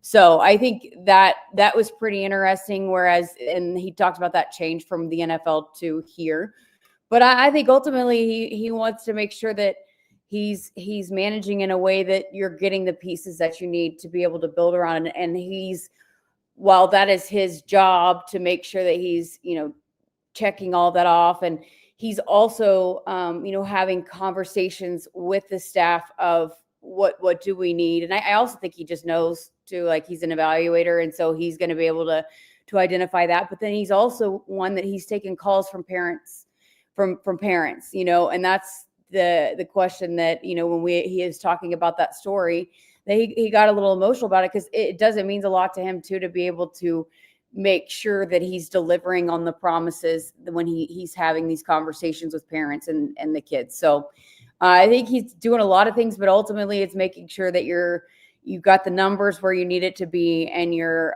trying to identify in terms of just the what you have payment wise and the rev share and all that kind of stuff, just making sure that because you can't just say, hey, we've got $1 billion we can spend. There's a cap to it, especially what the athletics department can spend. And so you have to make sure that you're not going over that, and that you are able to, again, spread it out evenly to where you get the pieces that you need. Interesting. You cover and are involved in so many sports. And Stuart said something about the numbers and more people and what makes it different than a 53-man roster. It is super eye-opening to, like, hey, when Pete Thamel or whoever gives you your alert on the House committee rulings, are kind of when we know for sure. You're with all these coaches all the time. I always think wrestling, but I don't want to lead you that way. When you're looking at revenue share and success of sports, are there some sports in particular that you think, ooh, it'd be cool to get out in front of this in the NIL space based on how these rosters are constructed? Like, is there a sport that's flying under the radar that you think is impacted or can turn around faster? Football gets the most talk because it's the biggest revenue generator. But is there another one that you've seen pay immediate dividends? Well, I think women's basketball obviously hit it out of the park with the trio that they just signed. And, we don't know, it's nowhere is it like, hey, this is exact the percentages that each sports are getting. You might know which sports are part of it and which are not. And then, there's the NIL aspect of that is added to it. To me, I think it's going to be interesting to see how it plays out with the ball bat sports because of the investment that the SEC kind of programs make. Like, so the rev share, again, you can pick which sports you're going to divvy out that money to.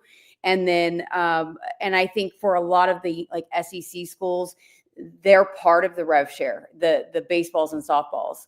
Whereas I don't know if in the Big Ten, there is that much, and you have the best player in the country in Jordy Ball, but this is her last year. So what is that program going to continue to do moving forward? Not just softball, but baseball as well. It just is, I think that's going to be the interesting for me to follow, to see the impacts of that just compared to what other programs that have, because other programs are not going to invest in volleyball the way Nebraska does, and so I think Nebraska's got a leg up in other sports that maybe other places are not going to put that kind of investment in, but especially with the SEC and their investment in some of those baseball, softball programs, and then comparing to maybe where the Big Ten values volleyball at a lot of programs, how that stacks up. I think for the most part, a lot of programs, a lot of athletic departments are investing in women's basketball. It's a huge growing sport. There's a lot of eyeballs on that in terms of TV.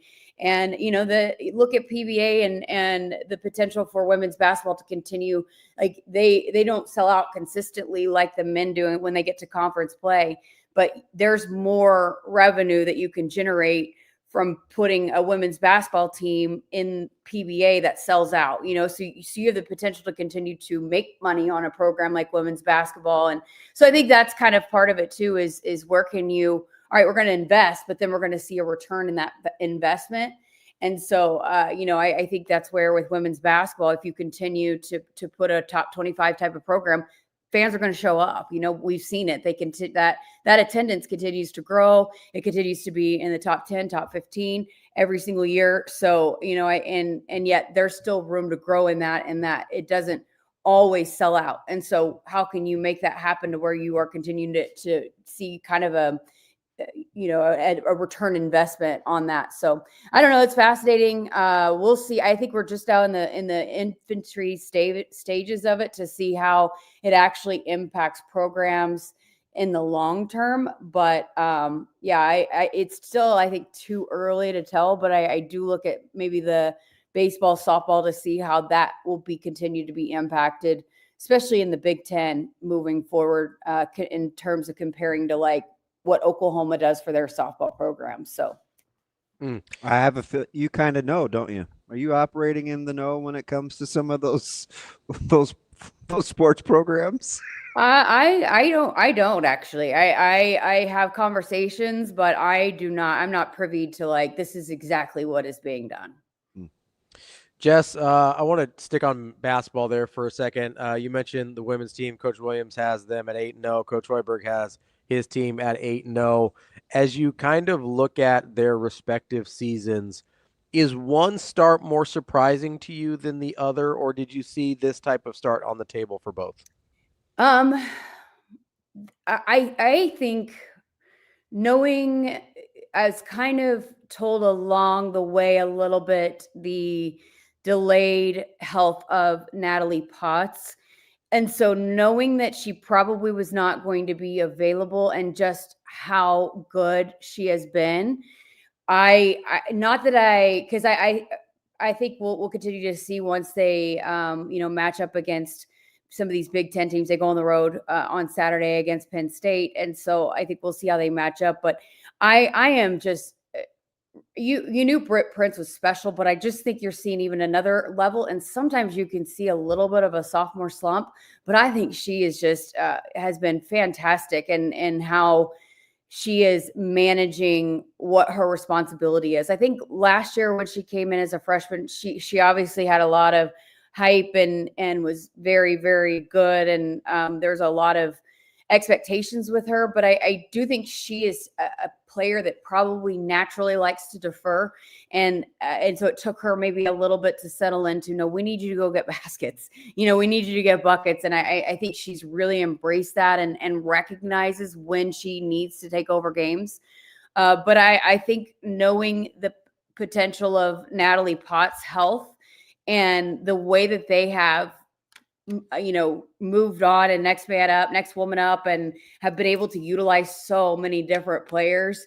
Not that I'm surprised, but I think it's been really, really impressive. And I think Coach Williams continues to show why she is such a good coach, and the way that they finished last year and then picking up this year. But I think with the men, and they had some tough games in the beginning of the schedule. Maybe people thought that they would have dropped one by now, one or two, but I think both teams are really impressive, and I think they're the women, depending on the outcome of this weekend, I think they both should be in the top 25.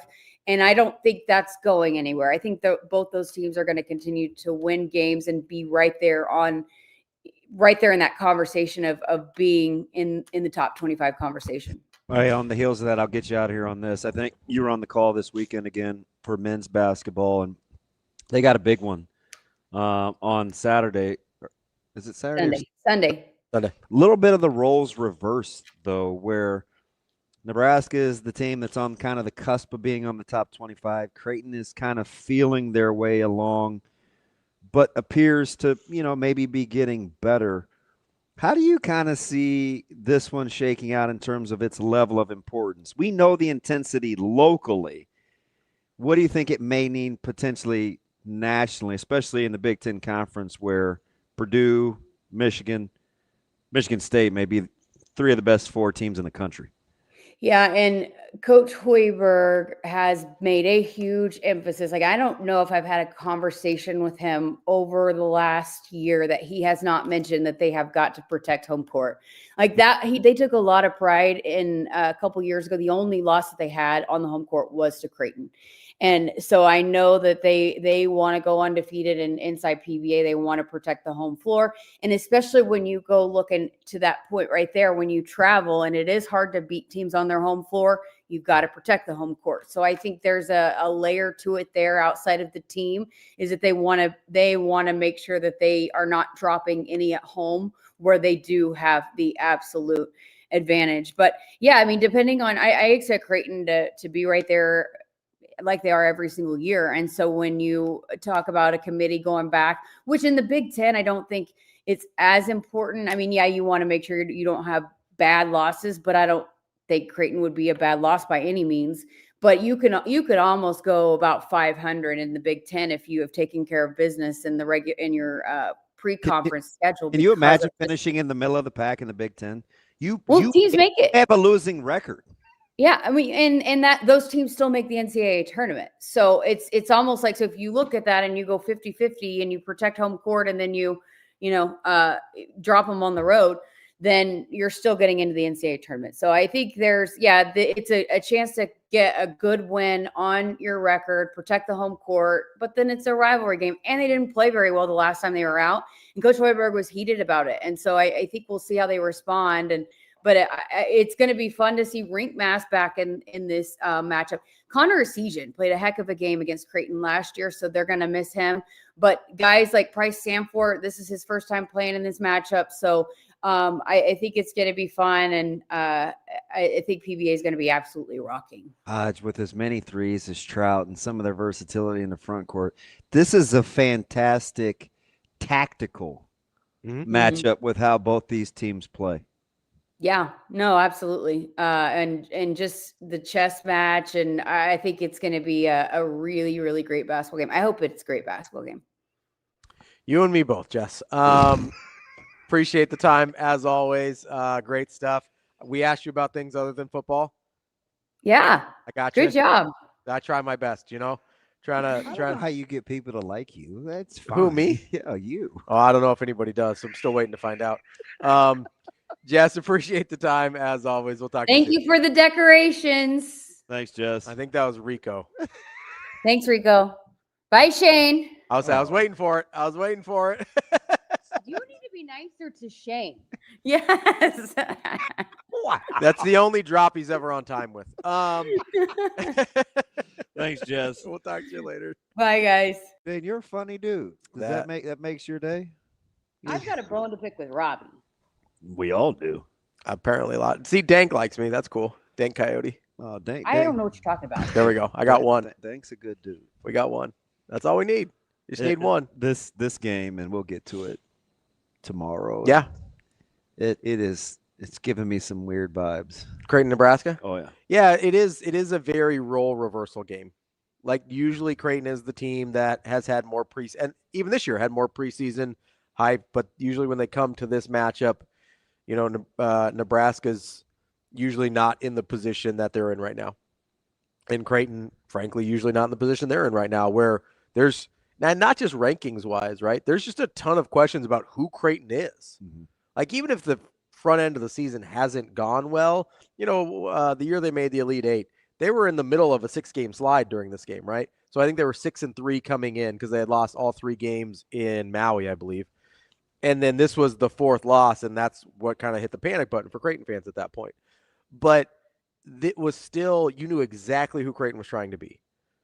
I don't think even Creighton knows exactly who they're trying to be at this point in terms of with this roster. Whereas Nebraska, their identity seems pretty sound. Let me ask you something real quick. Hang on, Shane. This can be a precursor to whatever Action Jackson and the other smart people want to do after the show. Yeah. Of the bigs. Yeah. Right? The Rink Mass, the Bierkes, the Buchten Gels, the Jason Greens, the Trouts. Freeman. Freeman, who showed some flashes yeah. the other night. Who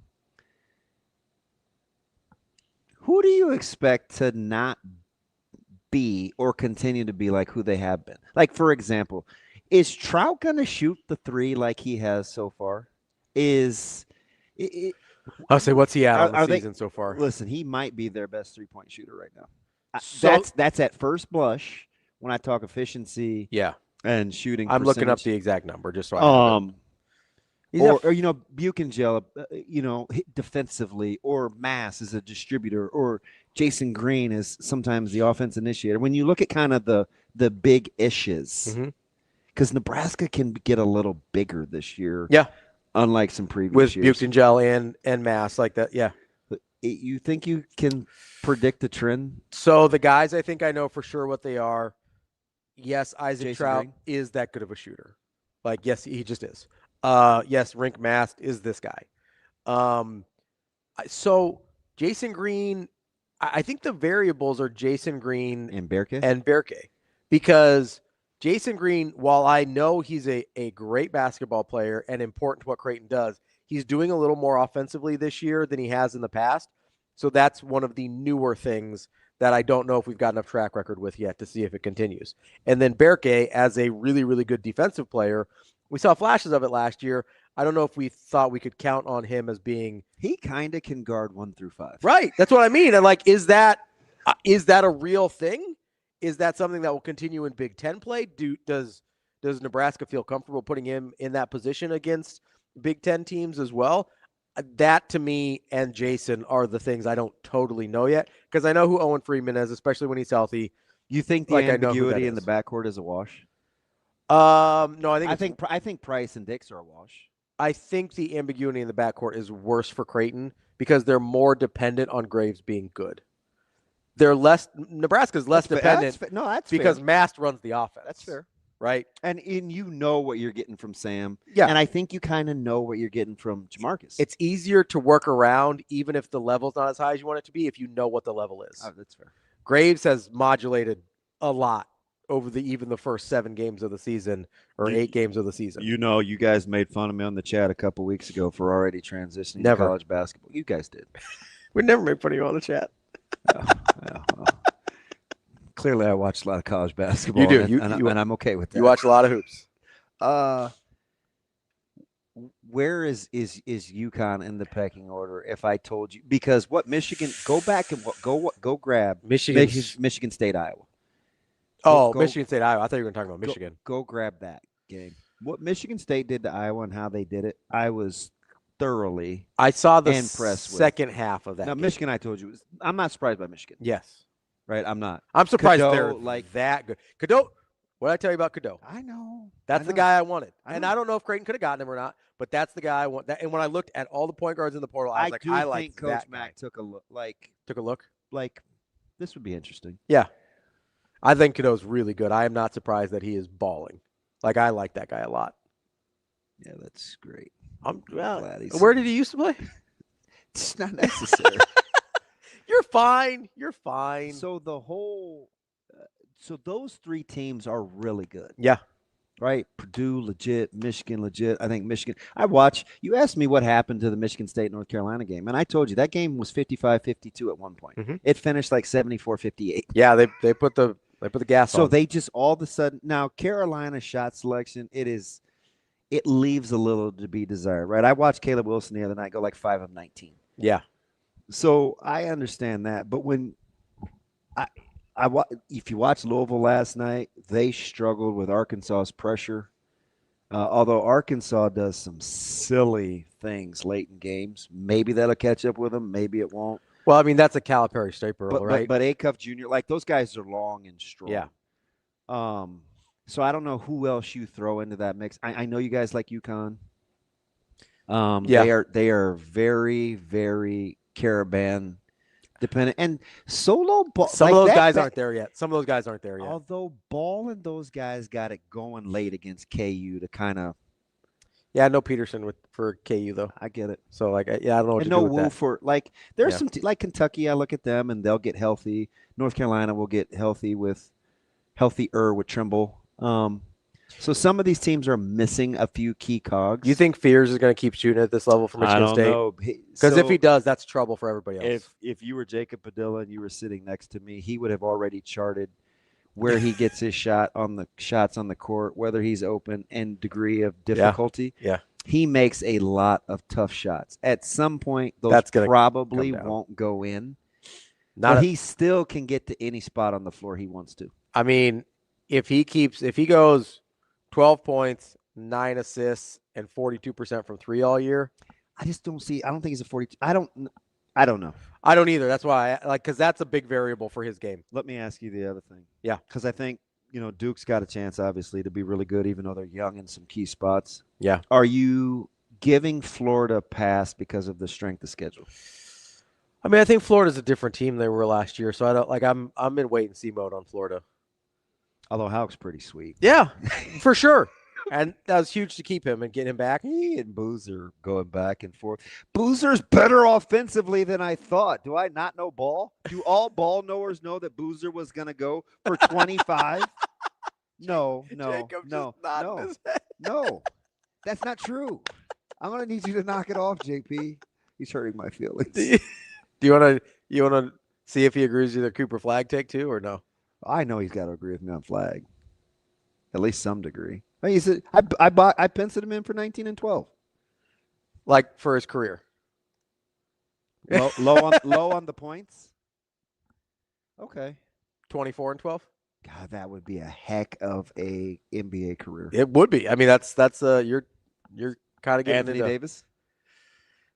That's AD territory. Yeah, if can he be a healthy Anthony Davis? That's what you're asking, basically. I don't know. Can he be? Now I miss talking to him. So here's the question. Here's the real question about Cooper Flag. If you're making the AD comparison, can he? No, I'm not. I'm saying like that's what we're making. Yeah. Can he be the second best player on a championship team? Because that's what AD has been. That's been his ceiling. Second best player, really good second best player on a championship team. Do you need the top pick in the draft to be the best player on your team? I mean, you didn't if you didn't trade Luka Doncic, but here we are. All I know is give me one of those rim protectors or 3-and-D guys that you're hoarding in Dallas, ship him over to Los Angeles, and move off of LaFringe. I think that or LeBron or whatever you guys call him. I think Dallas already gave enough gifts to LA. They're probably not giving any more. And you lost our inside trader because Dallas got rid of him. Could you yes. Also, like you guys had RIP to Nico's insider trading with the Lakers. You guys had a trade in place for the exact guy you're talking about, and they're like, just kidding, you failed a physical. And then he played the next night in Charlotte. So that's a you problem. I told you I was mad about that. As well you should be. That was very stupid. Not by you didn't do it, but like the Lakers. There's also a reason that the two brother buses are no longer employed by that team.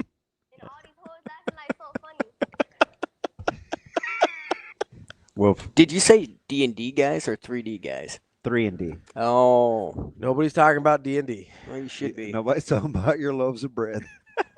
Jeez, weirdo. I think that's a good place to end it. What I just said. All right. All right, that's the show for today. We will be back tomorrow.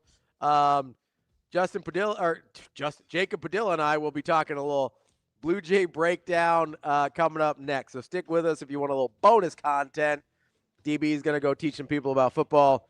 JP and I are going to talk mainly myself. Talk a little hoops here on the show. So that means don't end the stream, Shane. We're going to keep talking hoops here in a little bit. DB and I will be back tomorrow on Friday. We'll talk to you later.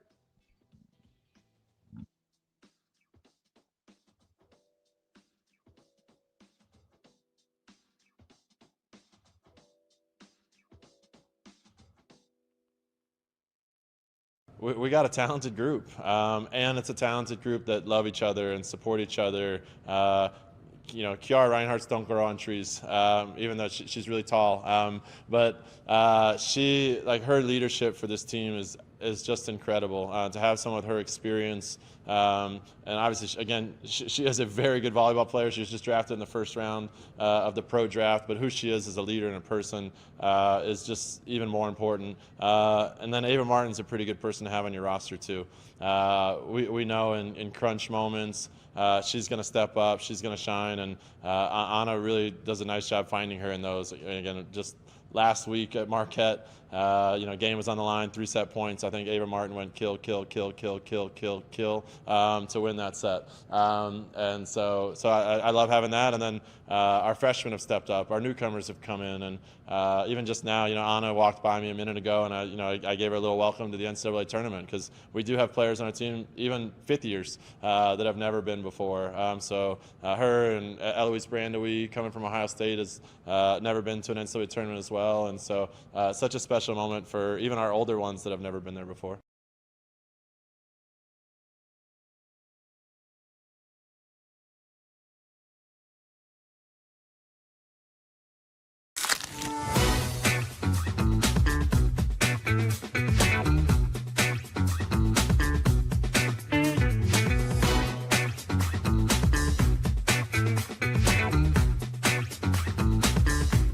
Yeah, I think Addison's. I was on the road with him down in Florida and down in Georgia, and the way he carries himself, the respect people have for him. And I think if when you look at what he did with our guys this year, he played young players. They developed. They got better. They improved. So I think he's, like I said, I think he's a premier coach and a premier recruiter. And I think given time, the key is now the consistency of Addison being here. 1, 2, 3, 4 years. I think he will build a stable of guys in that room that are all ready to compete and ready to play. And we like the guys that are in there already. And so to add a guy like Danny just was big.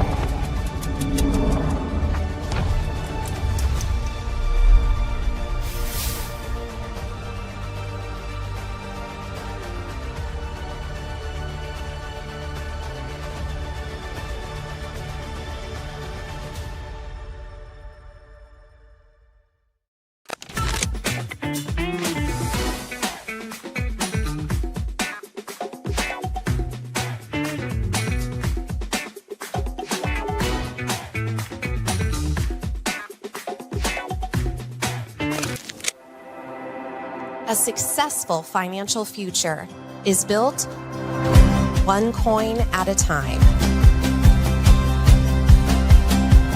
Whether you're just starting out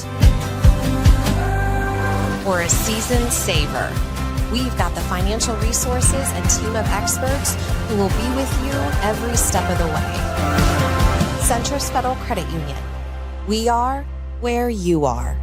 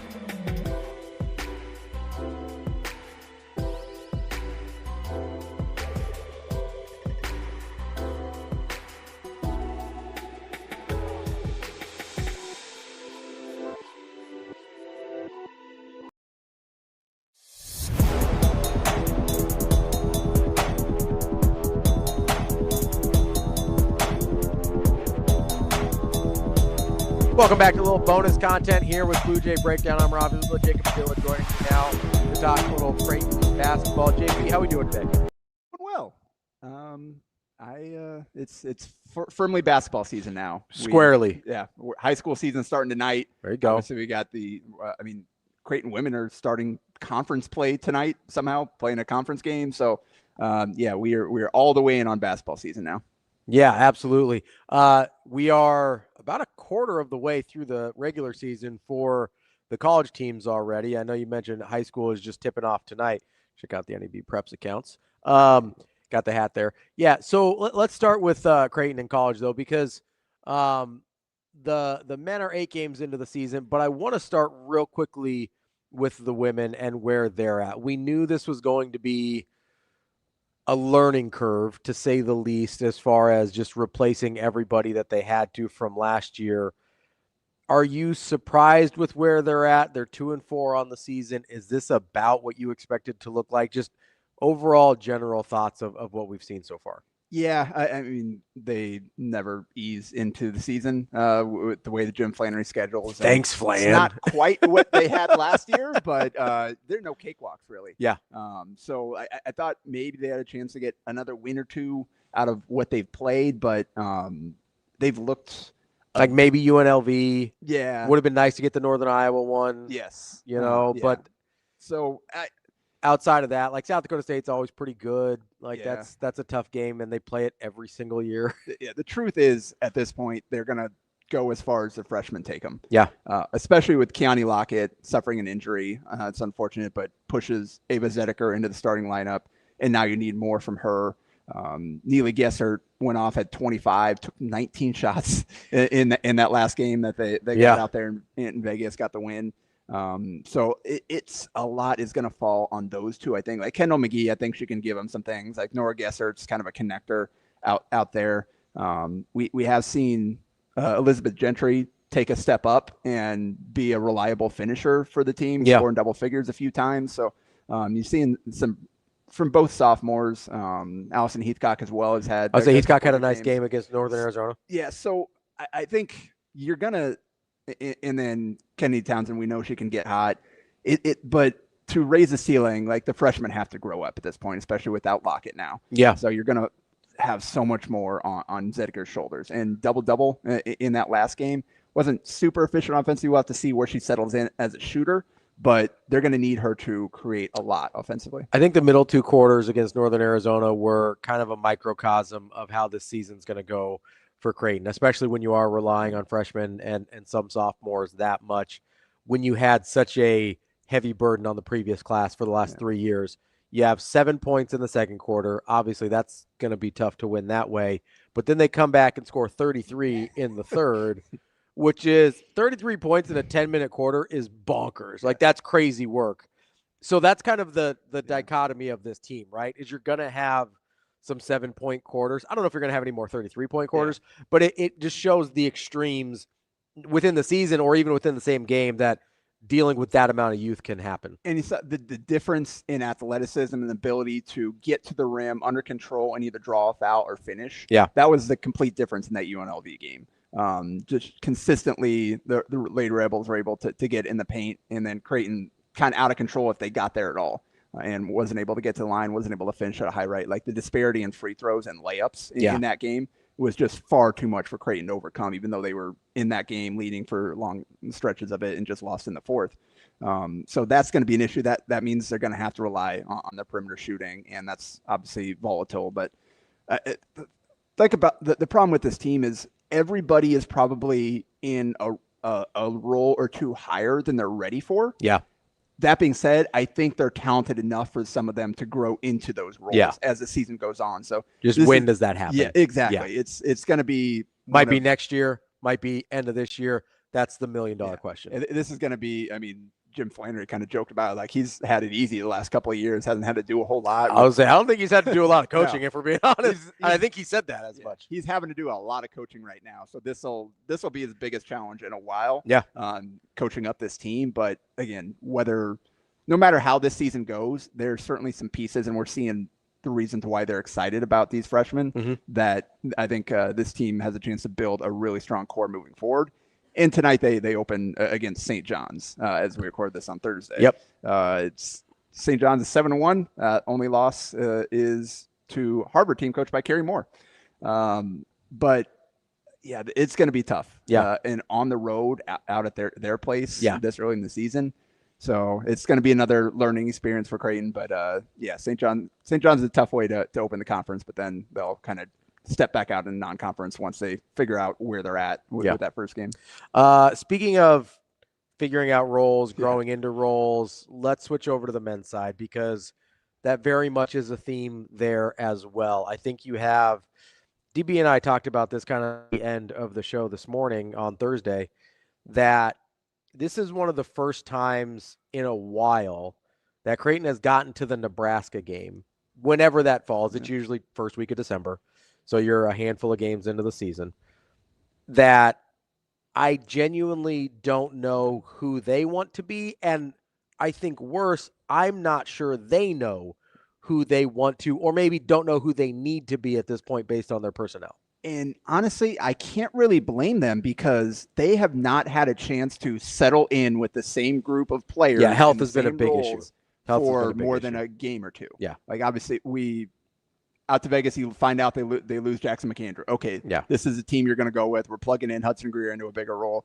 Now we got to figure out how these guys are playing. Even you look at those 3 games, like the lineups were dramatically different from game to game. Like as McDermott's kind of figuring out, playing matchups, trying to see how do we need to play in this specific game. And that's probably going to continue. It's going to be a lot of matchup based. It's going to be a lot of feeling it out. But then you come back from that, and now Greer's in a boot. Yeah. And don't really know what long-term that looks like. It doesn't sound promising for him playing against Nebraska, unfortunately. I think they're going to, with a foot injury, you don't want to. Yeah, you want to err on the side We already of saw caution. what happened with Jackson McAndrew, and not say like that's he needs surgery because they played him through an injury or whatever. It's just something that you don't want to make it worse. Yeah, be overly cautious. Yeah.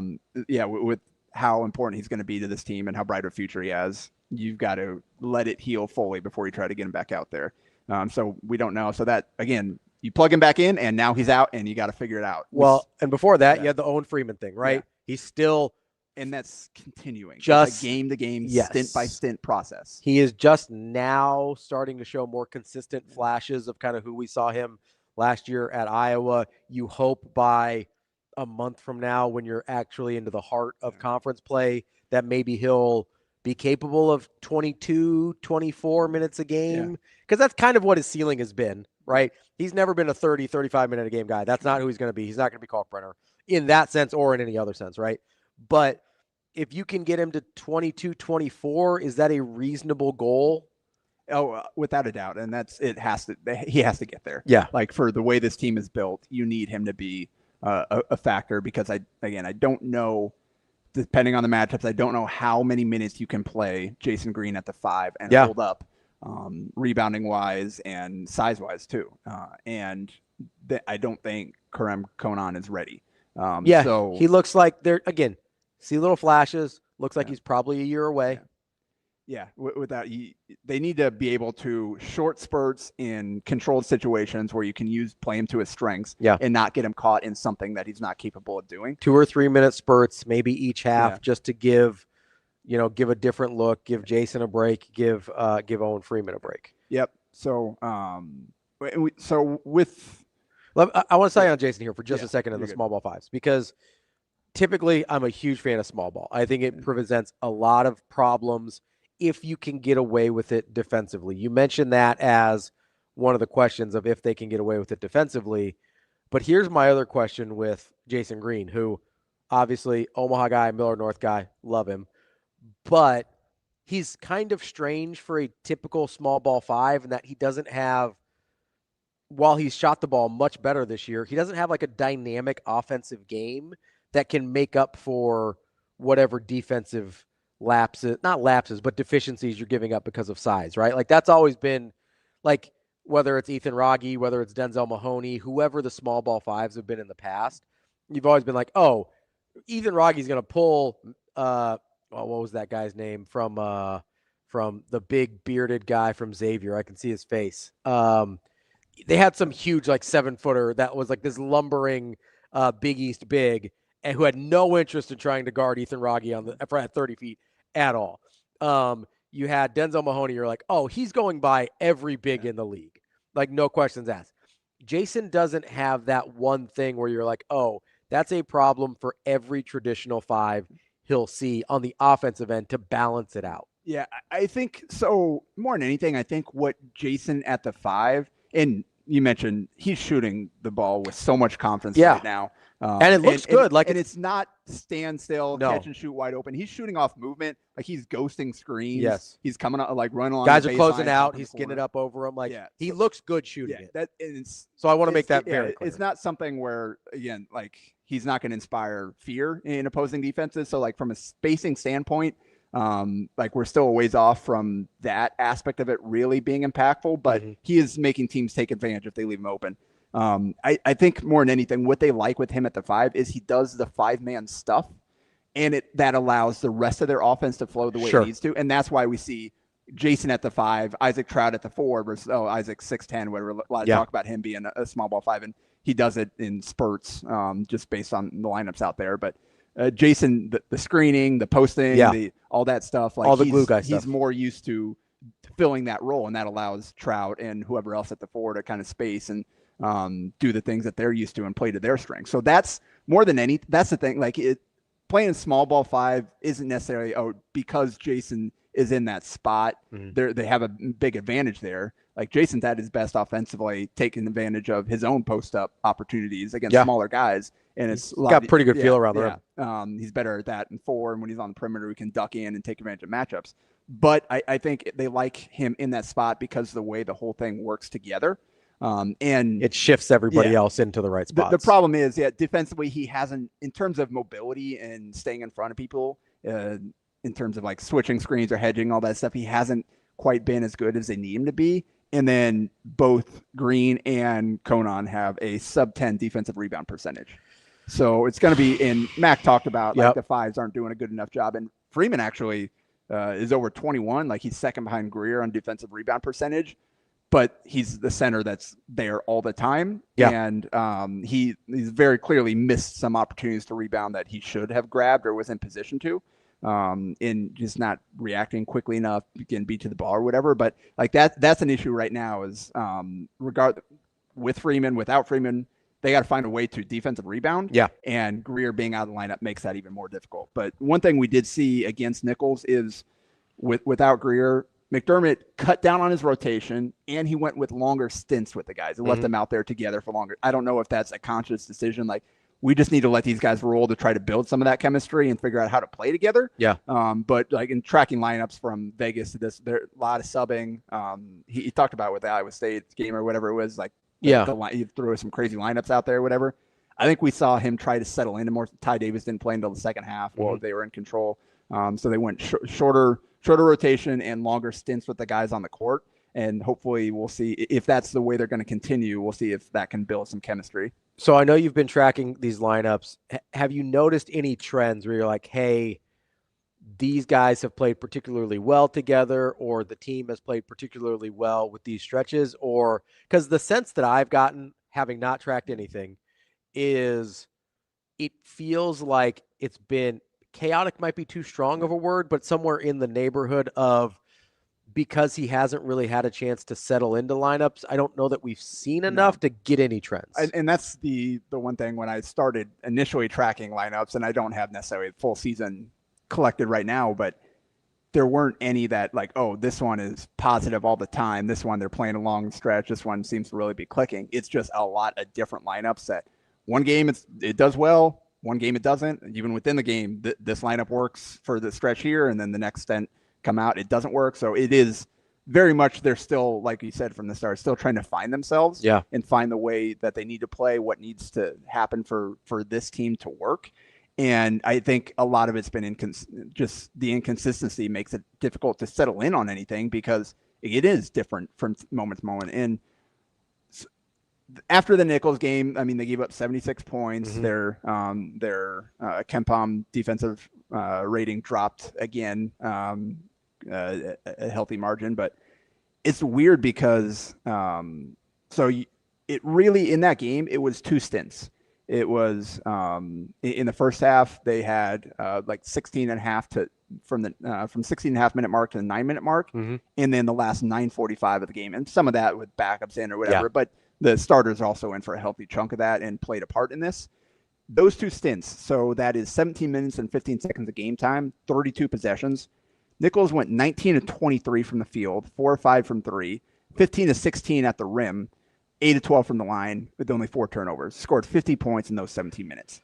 The other 22 minutes and 45 seconds, which is about 37 possessions, 9 of 38 from the field, 4 of 12 at the rim, 2 turnovers. Creighton wasn't forcing turnovers in that game. Did get 6 offensive rebounds, but that's it for the whole game. Yeah. Only scored 26 points. So, and Mac kind of opened up, like, saw some good things defensively, but saw some bad things as well. And that's kind of what this game was. It's just so up and down. Yeah. And looking at those possessions and what happened there, it's a lot of everything. There's some stuff that, like, it's just. So that's the concerning part, right? You can't nail it down to 1 or 2 things. But there's a lot of stuff there that they could have, that they can fix. And that is individual guys making mistakes. There are some things like they have to try to avoid these situations and just just going through it.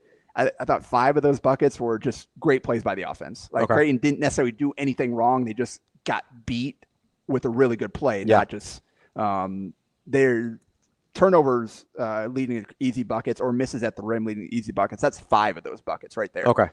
So that's offense more than defense. Like there's not a whole lot you can do when the other team has numbers in transition. Yep. So that right there. So that's 10 of our 19 buckets. buckets. 10 of our, right there. Of like, okay, it wasn't necessarily defensive mistakes that led to it. What I did see is 4 different times guys weak side hugging their man when they could have been in help position to take away. Which is basic stuff. Yeah, and it's 2 times by Josh Dix, who is probably your best, most reliable defender at this point. Yeah. Once by Isaac Trout, once by Fedor Zugic. And old enough to know better. Yeah, frankly. exactly. Yeah. Bad closeouts. One by Austin Swartz, one by Blake Harper. So we're up to 5 players named already. Yep. Poor ball screen coverage twice. So one was Jason Green, and then the other was like at the end with Liam McChesney out there with Isaac Trout, Ty Davis. Like is what it is. Yeah. So not worried about that one. Beat in isolation in space 4 times. Conan 3 times, Green once. And then Shane Thomas got the bad foul call when a guy tried to bully him inside. So it is what it is. And then they got 8 stops. So Harper made a couple of plays. Trout made a play, had a great block at the rim in help side. Jason Green made a play. Austin Swartz forced a turnover. Nick Graves made a play. Ty Davis forced a tough shot. Like, so you look at what they did well defensively, what they did poorly. It's basically everybody just making little mistakes here and there. There's some like the beaten space, like they need to avoid putting Conan on the guarding on the perimeter as much as possible, because he's a foul basically every time he's out there or a blow by. Yeah. We talked about Jason Green needs to be a little bit better in those situations, but the closeouts, like there are guys that they're not great. Like Harper is kind of heavy footed. Yeah. Like he's not going to be great in that situation, but you can do better than what he did on that play. Like same thing Swartz, where just a little late to react, run off a screen and just jumped too far and jumped into the guy on a 3. So like stuff like that, the not helping off your man, hugging your man on the weak side, like all that stuff is fixable. Like that's technique, that's attention detail. It's that type of stuff that you can get better on. Yeah. But the problem is that they're still needing to get, you said, quarter in the season, and that stuff is still happening. And again, with some of your more veteran players as well. So there's some issues here they have to avoid. Again, they don't have a lot. They don't have anybody that can guard. Like they had some small, quick guards. Yeah. Nichols did. And Creighton doesn't really have somebody that has a foot speed to stay in front of guys like that, which makes it even more important that they lock in on the help rotations and the multiple efforts and the flying around.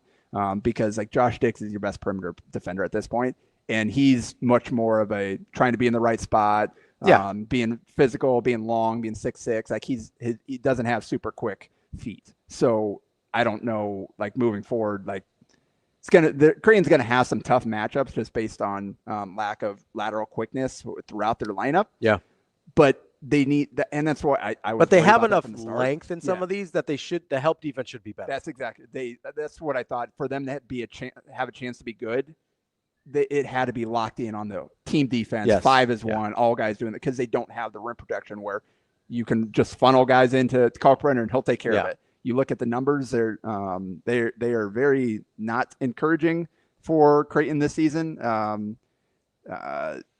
Which just in terms of the rate at which teams are scoring from 2-point range, and it's not all mid-range pull-ups like it used to be. Like they're not finding the second lowest opponent 3-point rate in the country, because teams know they can attack. Yeah, and they can get to the basket, and there's not going to be a lot of resistance.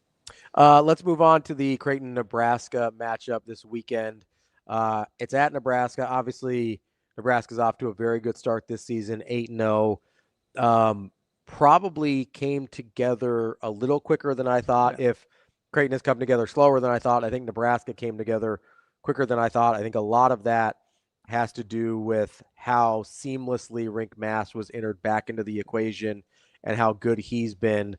What is your sense of what Creighton could do against Nebraska in terms of limiting some of the things we've seen Nebraska be successful with? Yeah, the matchups will be fascinating.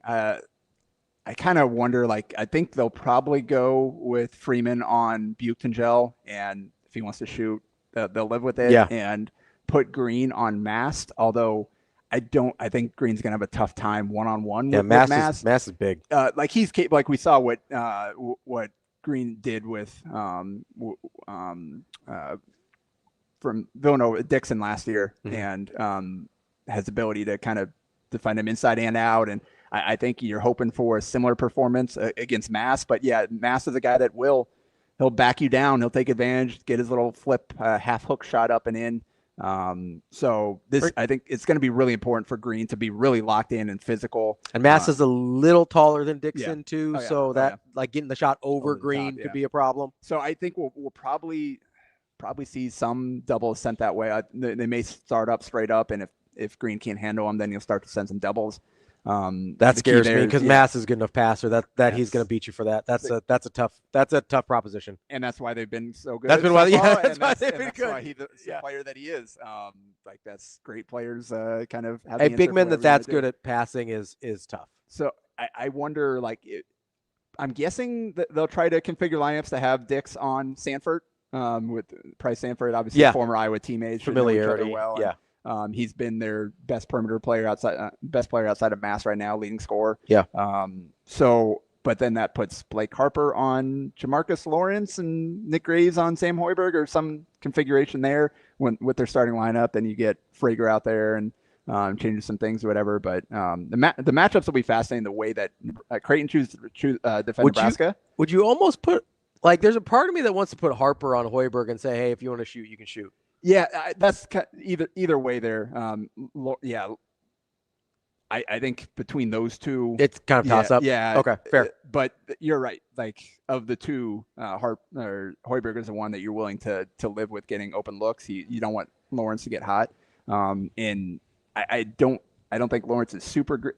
The nice thing about this is they don't have Hoiberg can attack closeouts pretty quick or whatever. Yeah. But they don't necessarily have dynamic guard play, small, quick guard play. In terms of a guy that's gonna be really aggressive and look for his own shot. Blow by you. Yeah. Yeah. So from that standpoint, the matchup is a little easier than maybe some we've seen in the past. And maybe with the way that Nebraska plays, Creighton will be able to match up and not have they've so many times this season they've had their wings and forwards having to guard smaller guys and had a tough time with that. I don't know if Nebraska will get to those kind of lineups that can give Creighton the same type of problems. Yeah. And I think Creighton can maybe match up a little bit better, but I'll be fascinated to see what Nebraska does too. Obviously they've had the same game plan the last 3-4 years with Kalkbrenner, where it's we're going to dare you to shoot threes and we're going to put 2-3 guys on Kalkbrenner every single time. We're not going to let you get those easy buckets inside. Yeah. And it seems kind of counterintuitive against a team that wants to shoot the three, but Nebraska was the underdog the last few years. What did they have to lose? You're not going to win straight up. So they were also willing to bet on the variance. They did an incredible job executing against Kalkbrenner. They only got the one field goal attempt last year, obviously. Yeah. And so that is a really interesting dynamic because as good as and I do think not that it necessarily helps them. I do think Creighton's lack of identity at this point in the season does make a game plan a little harder. Yeah, because what are you taking away? Yeah, Creighton doesn't even know what they want to get to. So how do you know what they want to get to? Yeah, in past years, everybody knew what Creighton was trying to do. You could, and maybe they were going to be good enough at it to do it anyway. This year, and maybe it's better, maybe it's worse if you're Creighton in terms of this particular matchup, but it's going to be really hard to zero in on what Creighton wants to do because, like I said, I don't think they have any idea yet. So what do they take away first? Nebraska opponents have one of the lowest or one of the highest 3-point rates in the country. Nebraska's still kind of playing the scramble around, chase you off the line. If you make that skip pass, you're probably going to get an open look on the weak side, double in the post. They've still been playing that same way. So I kind of wonder, do they just play their game and those opportunities will be there?